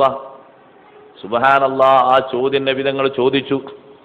അന്ന് വൈകിട്ട് ആ സ്വഹാബി നബിതങ്ങളെ ഹദറത്തിൽ വന്നു, സലാം പറഞ്ഞു. സലാം മടക്കിയില്ല. വലതുഭാഗത്തുനിന്ന് വന്ന് സലാം പറഞ്ഞപ്പോൾ ഇടത്തോട്ട് മുഖം തിരിച്ചു. ഇടത്തെ ഭാഗത്തുനിന്ന് സലാം പറഞ്ഞപ്പോൾ വലത്തോട്ട് മുഖം തിരിച്ചു. സലാം തങ്ങൾ മടക്കിയില്ല. പുറത്തിറങ്ങിയപ്പോൾ ആ സ്വഹാബിയോട് മറ്റു സ്വഹാബിമാര് പറഞ്ഞു, നിങ്ങളെ വീട് ഇന്ന് ളുഹാ സമയത്ത് നടന്നു പോകുമ്പോ നിങ്ങളെ വീട് കണ്ടിട്ടുണ്ട്, ആ വീടിന്റെ മേലെന്തിനാ കുബ്ബാന്ന് തങ്ങൾ ചോദിച്ചിട്ടുണ്ട്. അതാ പ്രശ്നം, ഞാനത് പൊളിച്ചു വരാം. അപ്പൊ തന്നെ തയ്യാറെടുത്തു പോയി. രൂപഭാവങ്ങളൊക്കെ ഉണ്ടാക്കുമ്പോ ശ്രദ്ധിക്കണം കേട്ടോ. പൊരേലും കൊണ്ട് കുറച്ച് ഏറെ കട്ടിങ്ങുകളും ഏറെ ഡിസൈനുകളൊക്കെ കൊടുത്തിട്ടേ, കൊത്തുപണികളൊക്കെ കൊടുത്തിട്ട് കണ്ടാൽ രൂപമല്ല, പക്ഷേ പല രൂപമാണ്. കാണാനാണെങ്കിൽ നല്ല ചൊറുക്കും. അങ്ങനെയുള്ള രൂപഭാവങ്ങൾ വേണ്ട, അമിതമായ ചെലവും വേണ്ട, പാകത്തിനുള്ളത് മതി. നിങ്ങൾ പുരയിലിപ്പോൾ ചളിയാകാതിരിക്കാൻ കുറച്ചൊരു ഈ ചുമരിൻ്റെ ഒരു ഉയരത്തിൽ ഇത്ര ടൈൽസ് ഒട്ടിച്ചു. എപ്പോഴും ഇങ്ങനെ ചളിയാകണ്ടല്ലോ, ഒരു ഉറപ്പിൽ നിന്നോട്ടേ. ഞാനത് എതിർക്കല്ല, പക്ഷെ ചുമര് മൊത്തം അങ്ങനെ ആക്കണോ? ചുമര് മൊത്തം അങ്ങനെ വേണോ? ഞാൻ അഭിപ്രായം ചോദിക്കുക, അങ്ങനെ വേണോ? ബാക്കിയുള്ള അത്യാവശ്യം നിൽക്കുന്ന സ്ഥലത്ത് അങ്ങനെയും ബാക്കിയുള്ള പെയിന്റ് അടിച്ചാൽ പോരെ? ഇതങ്ങനെ മേലോട്ടും ഇങ്ങനെ താഴോട്ടും ഒന്നായിട്ട് അങ്ങനെ വേണോ? ഒരത്യാവശ്യമുള്ള ഉറപ്പിലുള്ളത് പോരെ? അവിടെ നിന്നൊക്കെ പരിധി വിട്ട് കുറേ അപ്പുറം എത്തിയിട്ടുണ്ട്. 20 കൊല്ലത്തെ ഒരാൾ അധ്വാനം ഒരു വീട്ടിലൊതുങ്ങാണ്. 30 കൊല്ലത്തെ അധ്വാനം ഒരു വീട്ടിലൊതുങ്ങാണ്. 40 കൊല്ലത്തെ അധ്വാനം ഒരു വീട്ടിലൊതുങ്ങാണ്. ഹജ്ജ് ചെയ്തണോ? ഇല്ല. ഉംറ ചെയ്തണോ? ഇല്ല. വേറെ എന്തെങ്കിലും? ഇല്ല. കടങ്ങൾ വീട്ടിനോ? ഇല്ല. ഇല്ലെങ്കിൽ സക്കാത്ത് കൊടുത്തണോ? ഇല്ല. ഒക്കെ ബാക്കിയാണ് ഒരു വീട്ടിൽ മാത്രം. അങ്ങനെ ആകരുത്. വീട് മാത്രം ഒരു സുഖത്തിന്റെ ഏർപ്പാടാക്കിയാൽ പോരാ. അവിടെ ഒരു പരിമിതമായ നമ്മുടെ അവസ്ഥക്കനുസരിച്ചുള്ള ചില്ലറ സൗകര്യങ്ങൾ. ആ കുബ്ബ പൊളിച്ചു. ആ സ്വഹാബി കുബ്ബ പൊളിച്ചു വന്നിട്ട് തിരിച്ചു വന്നിട്ട് പറഞ്ഞു, നബിയെ ഞാൻ കുബ്ബ പൊളിച്ചിട്ടാ വരുന്നത്, അസ്സലാമു അലൈക്കും. അപ്പൊ തങ്ങൾ വലൈക്കും സലാം പറഞ്ഞു. നിങ്ങൾ നോക്ക്. അപ്പൊ അധികപ്പറ്റ് വേണ്ടെന്ന ബഹുമാനപ്പെട്ട ഇബ്നു ഹജർ തങ്ങൾ വൻകുറ്റങ്ങൾ എണ്ണിയപ്പോ അമിതമായ രൂപത്തിലുള്ള രൂപകൽപ്പനകൾ വീട് നിർമ്മാണത്തിൽ വൻകുറ്റങ്ങളുടെ വിഷയത്തിൽ എണ്ണിയിട്ടുണ്ട്. ഇസ്രാഫ്, ദൂർത്തിൽ വീട്ടിലും ദൂർത്തുണ്ട് എന്ന് പറഞ്ഞെടുത്ത് മഹാനവറുകൾ കൊണ്ടുവന്നതാണ്. ആവശ്യമില്ലാത്ത രൂപകൽപ്പനകൾ അത് ചെയ്യരുത്. ആവശ്യമില്ലാത്ത രൂപകൽപ്പന ഭംഗിക്കാണെങ്കിൽ ആവശ്യത്തിന് മതി, അതിലപ്പുറം വേണ്ട. അൽ-അസ്ഹർ കോളേജ് പോലെ നമ്മൾ വീട് എടുക്കേണ്ട ആവശ്യമില്ല. അങ്ങനെ പറഞ്ഞാൽ നിങ്ങൾക്ക് മനസ്സിലായോ? അൽ-അസ്ഹർ കോളേജ് കണ്ടിണോ? അത് തൂണുകളാണ് അധികവും. ഇപ്പൊ കുറെ വീട് ഫുള്ള് മുറ്റവും കാർ പോർച്ചും ഒന്നായിട്ട് തൂണ്, ഒരു മംഫത്തും അതിലില്ല, ലക്ഷക്കണക്കിന് ചെലവും. എന്തിനാ സഹോദരങ്ങളെ? അത് അത്യാവശ്യ ഭംഗിക്കുള്ളത് പോലെ. ആ ഒരു കാർ പോർച്ചും ആ ഒരു മുറ്റത്തിന്റെ സൈഡും ഉണ്ടാക്കിയതുകൊണ്ട് ആ പുര മൊത്തം ഉണ്ടാക്കാം. എത്ര ചെലവ് ചോദിച്ചു ഉമർ? അത് കുറച്ചേ ഉള്ളൂ, 6 ലക്ഷമായിട്ടുള്ളൂ. എവിടെ? കാർ പോർച്ചിന്റെ അവിടെയും ആ മുറ്റത്തിന്റെ ഇപ്പുറത്തും. വീട്ടിന്റെ അപ്പുറത്തേക്കുള്ളതല്ല, ഇപ്പുറത്തേക്ക്. ഇങ്ങനെ അനിയന്ത്രിതമായ ചെലവുകൾ നടത്തിയിട്ട് നമ്മൾ അവിടെ സുഖത്തിനുള്ള ഏർപ്പാടിൽ മാത്രം മൊത്തം മുടിക്കരുത്. ഒരു ആചാര്യ ലക്ഷക്കണക്കിന് റുപ്യ പെരണ്ടാക്കിയപ്പോൾ ഞാൻ പറഞ്ഞു, ആചാര്യ നിങ്ങൾ എത്ര ലക്ഷത്തിനാണ് പെരണ്ടാക്കിയത്? ആ ലക്ഷത്തിൻ്റെ പകുതി ശതമാനം കണ്ട് ദീന് നിങ്ങൾ കൊടുക്കണം ഉള്ള സമ്പത്തുനിന്ന്. എന്നാലേ കുറച്ചെങ്കിലും ഒരു ഹക്ക് നിങ്ങൾ വീട്ടിയാളവുള്ളൂ. കോടികൾക്കൊക്കെ പെരണ്ടാക്കാൻ സുഖ, എന്താ അതിലുള്ളത്, ഒന്നുമില്ലല്ലോ എന്നൊക്കെ പറയാനും സുഖ. പക്ഷേ നമ്മളവിടെ ശ്രദ്ധിക്കണം. നമ്മൾ അങ്ങനെ പറ്റ സുഖ്യന്മാരായി കഴിയേണ്ടവരല്ല. ആവശ്യത്തിനുള്ള സുഖം മതി. നമുക്ക് വരുന്ന ആളുകൾക്ക്, നമ്മുടെ കുടുംബങ്ങൾക്ക് ജീവിക്കാനുള്ള, ഉപയോഗിക്കാനുള്ള റൂമും സൗകര്യങ്ങളുള്ള ഒരു മെച്ചപ്പെട്ടവരാണ്. സൗകര്യമുള്ള വീട് എന്ന് പറഞ്ഞ് ദ്വാരക്കുമ്പോൾ നിങ്ങൾ കരുതരുത്, നിങ്ങൾ സങ്കല്പിക്കരുത് ഈ നാട്ടിലെ ഏറ്റവും വലിയ ഒരു പണക്കാരൻ ബോംബെയിൽ 55 നിലയുള്ള വീടുണ്ടാക്കിയണല്ലോ, അങ്ങനത്തെ വീടാണെന്ന് മനസ്സിൽ ഉദ്ദേശിക്കരുത്. അതല്ല അതിൻ്റെ ഉദ്ദേശം. അങ്ങനെ ഉദ്ദേശിക്കുന്ന ചില ആൾക്കാർ സൗകര്യമുള്ള വീട് കൊടുക്കണേ അല്ല, അപ്പോൾ കൽവി മറ്റേ ചങ്ങായിൻ്റെ വീട് കൊടുത്തൊരു വീട് വേണം. അങ്ങനല്ല, നിങ്ങളെ പാകത്തിനും നിങ്ങളെ ഇതിനും അനുസരിച്ചുള്ള ഒരു പാകപ്പെട്ട വീട്.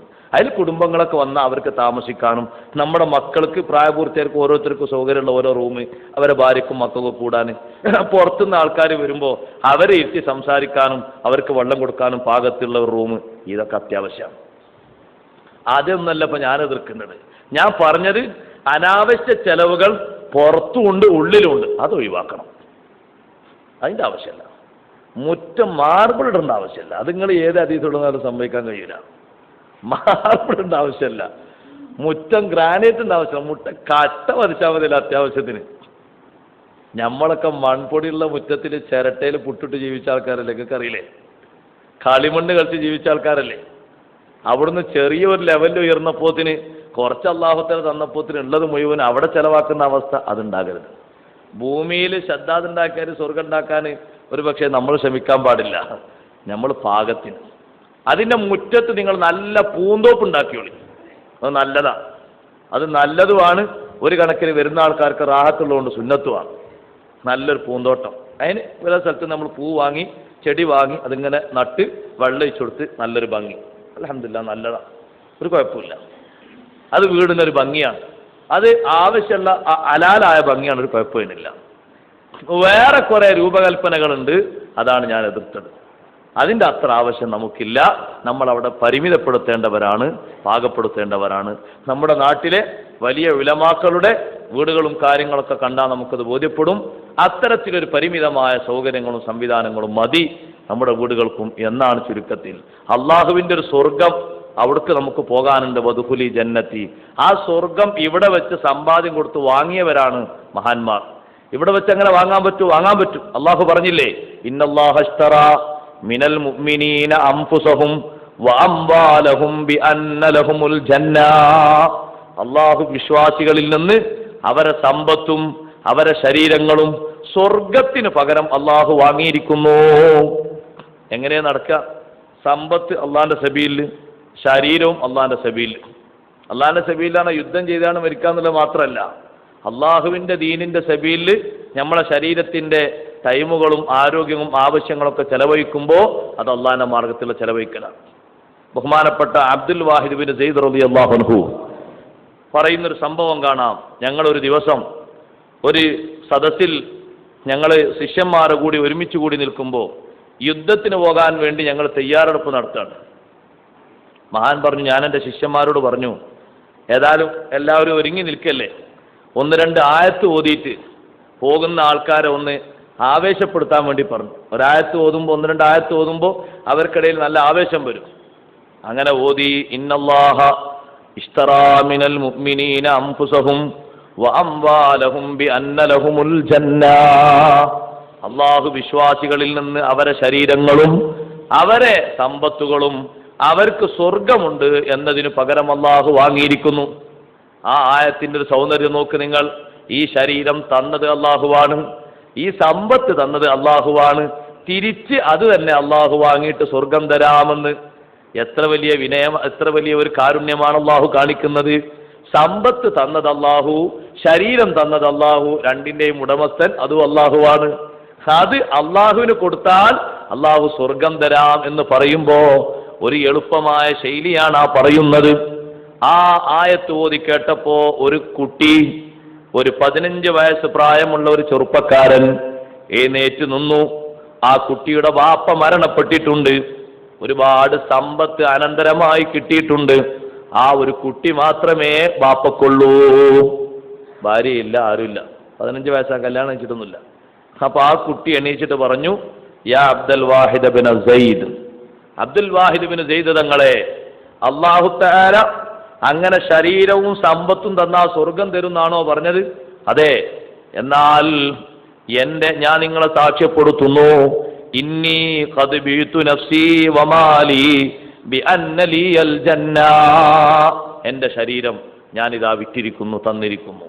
എന്റെ സമ്പത്തും ഞാനിതാ തന്നിരിക്കുന്നു, എനിക്ക് സ്വർഗം തരാം എന്നതിനു പകരം. അപ്പൊ ഞാൻ പറഞ്ഞു, മോനെ, നീ ഒരു ചെറുപ്പക്കാരനാണ്, യുദ്ധത്തിനാണ് ഇപ്പൊ നമ്മൾ പുറപ്പെടുന്നത്. ഈ യുദ്ധത്തിൽ ഇപ്പൊ ആ കുട്ടി വരുന്നാണ് ആ പറഞ്ഞതിന്റെ സൂചന. വാളിന്റെ മൂർച്ചയും അത് ശരീരത്തിൽ കൊള്ളുകയും കുട്ടിയായ നിന്നെ കൊണ്ട് താങ്ങാൻ കഴിയോ? നിനക്ക് ക്ഷമിക്കാൻ കഴിയൂല എന്നൊരു പേടി എൻ്റെ കൽബിൽ വരികയാണ്.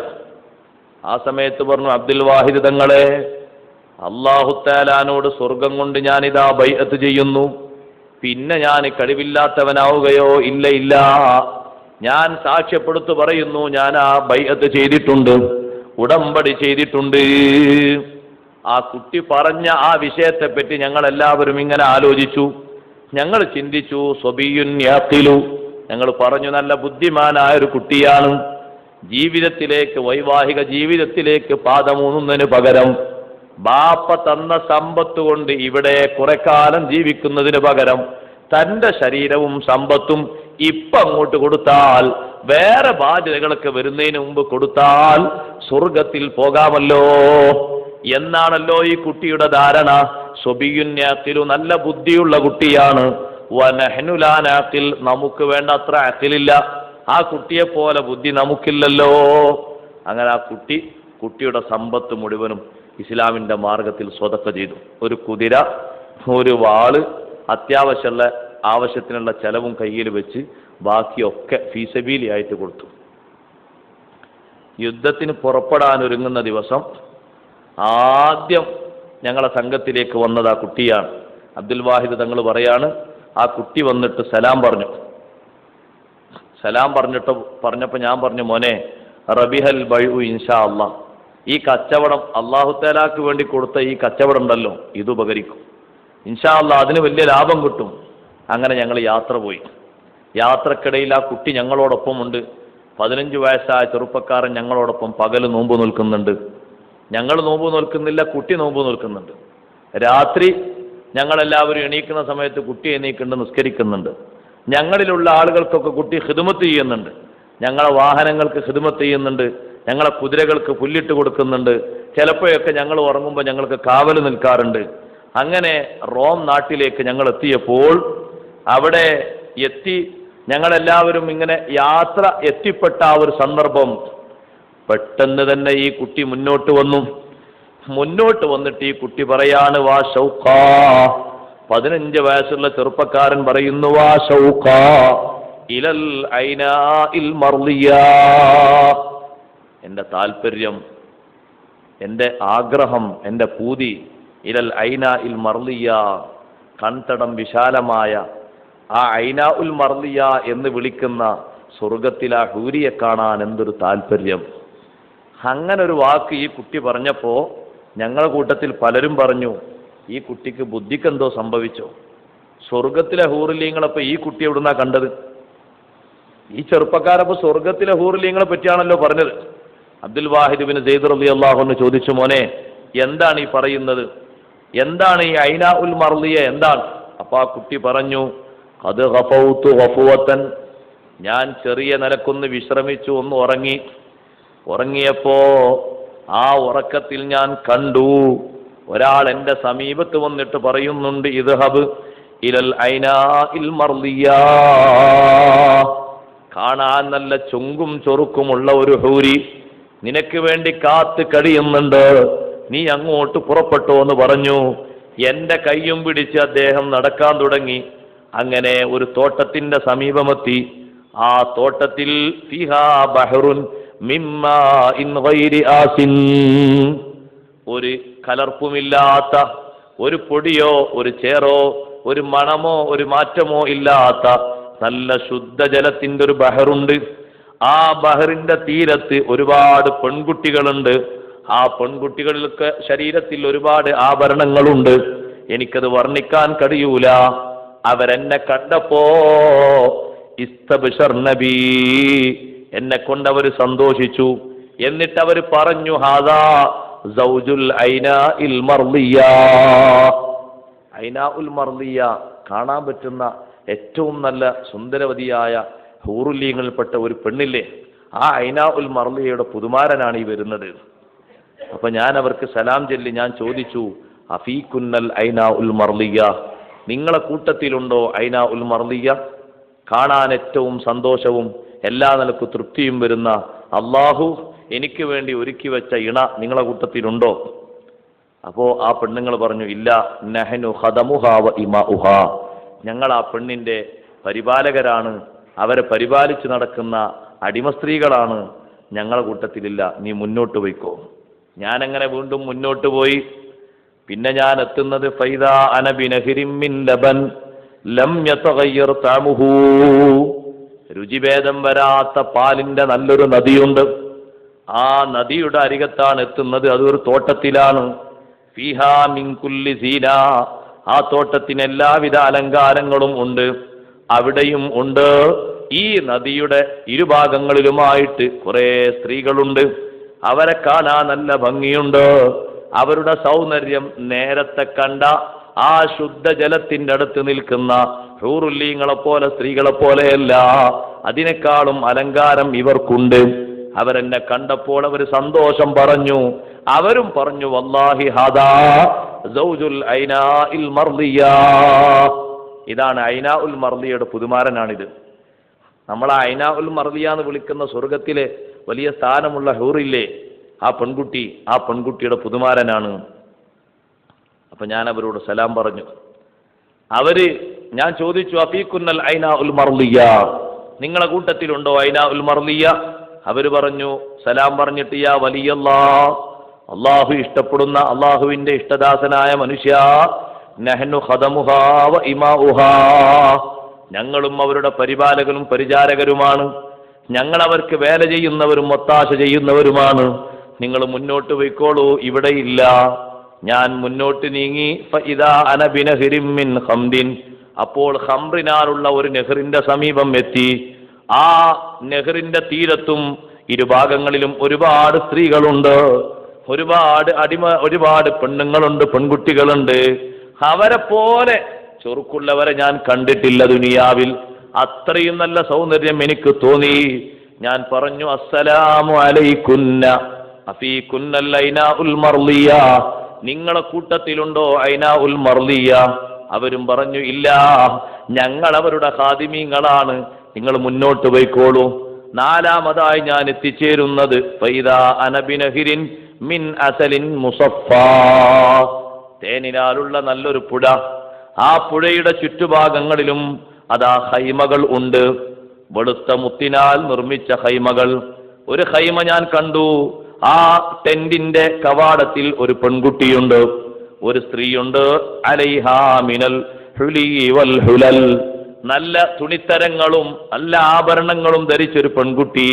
വർണ്ണിക്കാൻ എന്നെ കൊണ്ട് കഴിയില്ല, അത്രയും നല്ല രൂപഭാവങ്ങളുണ്ട്. എന്നെ കണ്ടപ്പോൾ സ്വാഗതം ചെയ്തു. ആ ഹൈമക്ക് ഉള്ളിൽ വെച്ച്, ആ ഹൈമയുടെ ഉള്ളിൽ നിന്ന് വിളിച്ചു. ഒരു വിളിയാളം ഞാൻ കേട്ടു, അയ്യത്തുഹൽ ഐനാഉൽ മർളിയ ഹാദാ ബഅലുകി. ആ തേനിന്റെ പുഴ ഒഴുകുന്ന ഉദ്യാനത്തിന്റെ തീരഭാഗത്തുള്ള ഹൈമ. ആ ഹൈമ ദുനിയാവിലെ ഒരു വീട് പോലെ പറഞ്ഞാ പോരാ, സുന്ദരമായി അള്ളാഹു ഉണ്ടാക്കിയ ആ വിശ്രമ കേന്ദ്രം. അതിന്റെ ഉള്ളിൽ നിന്ന് വിളിച്ചു പറയുന്നു, നിന്റെ ഭർത്താവിതാ വന്നിരിക്കുന്നു, നിന്റെ പുതുമാരൻ ഇതാ വന്നിരിക്കുന്നു. സുബ്ഹാന ജല്ല ജലാലുഹു, അതാ മുന്നോട്ട് വരുന്നുണ്ട്. ഞാൻ ആ ഖൈമയുടെ അടുത്തെത്തി. ഞാൻ ഉള്ളിലേക്ക് പ്രവേശിച്ചപ്പോ ഫഇദാ ഹിയ ഖായിദത്തുൻ അലാ സരീരിൻ മിൻ ദഹബ്, സ്വർണത്തിന്റെ കട്ടിലിൽ ആ പെൺകുട്ടി ഇരിക്കുകയാണ്. ആ കട്ടിൽ മുകല്ലലിൻ ബിദ്ദുരി വൽ യാഖൂത്ത്, മുത്തുമാണിക്യങ്ങളെ കൊണ്ട് അതിന്റെ ചുറ്റുഭാഗങ്ങളെയും വെച്ചു പിടിപ്പിച്ചിട്ടുണ്ട്. കാണാൻ നല്ല സൗന്ദര്യമുള്ള കട്ടിലാണ്. ഞാൻ കണ്ടപ്പോൾ ഫലമ്മാ റഅയ്തുഹാ ഇഫ്തതൻതു ബിഹാ, ഞാൻ അവളെ കണ്ടപ്പോൾ അവളിൽ അങ്ങ് ആകർഷിച്ചു പോയി. അവൾ എന്നോട് പറയുന്നുണ്ട്, മർഹബൻ ബിക യാ വലിയല്ലാഹ്, അള്ളാഹുവിന്റെ ഇഷ്ടദാസരെ നിങ്ങൾക്ക് സ്വാഗതം. ഖദ്ദനാ ലകൽ ഖുദൂമു അലൈനാ, നമ്മുടെ അടുത്തേക്ക് മുന്നിട്ട് വരാൻ നിങ്ങൾക്ക് സമയമായിട്ടുണ്ട്. ഞാൻ ആ പെൺകുട്ടിയെ ആലിംഗനം ചെയ്യാൻ വേണ്ടി ഒരുങ്ങുമ്പോ ആ പെൺകുട്ടി പറഞ്ഞു, മഹ്ലൻ, അല്പം നിൽക്കട്ടെ, കുറച്ചുകൂടി സമയം ബാക്കിയുണ്ട്. നിങ്ങൾക്ക് ഇങ്ങോട്ട് വരാൻ കുറഞ്ഞ സമയം മാത്രമേ ഉള്ളൂ. ഭൗതിക ലോകത്ത് ആ സമയം കഴിഞ്ഞാൽ ഇന്നുള്ള ഈ നേരം കഴിഞ്ഞ് രാത്രിയാകുമ്പോ നോമ്പ് തുറക്കാൻ സമയമാകുമ്പോ നിങ്ങൾ ഇങ്ങോട്ട് വരും. അന്ത തുഫ്തിറുൽ ലൈലത ഇൻദനാ ഇൻഷാ അല്ലാഹ്, ഇന്നും നിങ്ങൾക്ക് നോമ്പുണ്ടല്ലോ, നോമ്പ് തുറക്കുന്നത് നമ്മുടെ സമീപത്ത് വെച്ചായിരിക്കും. അപ്പോഴേക്ക് ഞാൻ ഞെട്ടി ഉണർന്നു. ബഹുമാനപ്പെട്ട അബ്ദുൽ വാഹിദ് ബിൻ സെയ്ദ് റളിയല്ലാഹു അൻഹുവിനോട് ആ കുട്ടി പറയാണ്, അതുകൊണ്ട് എനിക്ക് ഇനി ഒരു മിനിറ്റ് ക്ഷമിച്ചു നിൽക്കാൻ കഴിയൂല. ഈ പോരാട്ട ഭൂമിയിൽ ആദ്യം ഷഹാദത്ത് വാങ്ങി ഐനാ ഉൽ മർലിയയുടെ സവിധത്തിൽ എനിക്കെത്തണം. ഞങ്ങൾ ആ കുട്ടിയുടെ സംസാരം കേട്ടിട്ട് ഞങ്ങളെല്ലാവരും അത്ഭുതപ്പെട്ടു നിന്നു. ശരീരവും സമ്പത്തും അള്ളാഹുവിൻ്റെ മാർഗത്തിൽ കൊടുത്ത് ഭൂമിയിൽ വെച്ച് സ്വർഗലോകത്തെ വിധാനങ്ങൾ കണ്ടറിഞ്ഞ മഹാന്മാർ. വദ്ഖുലി ജന്നത്തി എന്ന് അള്ളാഹു തആല പറഞ്ഞതിൻ്റെ ആ ജന്നത്ത് അവർ നേർക്കുനേരെ കണ്ട്. അവർ കണ്ടു കഴിഞ്ഞ് ഇനി ആ സ്വർഗത്തിലേക്ക് പോകാൻ ഒരു മിനിറ്റ് താമസമില്ല.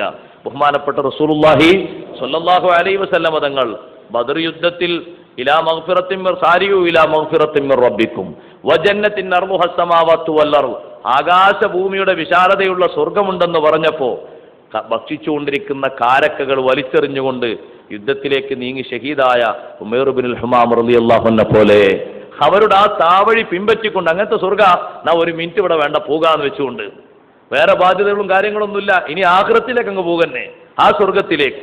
അങ്ങനെ ക്ഷമിച്ചു നിൽക്കാൻ കഴിയുന്നില്ല എന്ന് പറഞ്ഞു. മുന്നോട്ട് നിന്ന് ശത്രുക്കളോട് പോരാടി. സുബ്ഹാനല്ലാഹ്, അവസാനം അദ്ദേഹം ആ യുദ്ധത്തിൽ ഷഹീദായി. ഞങ്ങൾ നോക്കുമ്പോ 9 ശത്രുക്കളെ അദ്ദേഹം വെട്ടിമാറ്റിയിട്ടുണ്ട്. 10ാമത്തെ ആള് മഹാനാണ്, ഈ പറയുന്ന 15കാരനാണ്. രക്തത്തിൽ കുളിച്ച് അദ്ദേഹം ഇങ്ങനെ കിടക്കുമ്പോ ദുനിയാവുമായി ആ രക്തത്തിലായി അങ്ങ് വേർപിരിഞ്ഞു. എന്തിന്?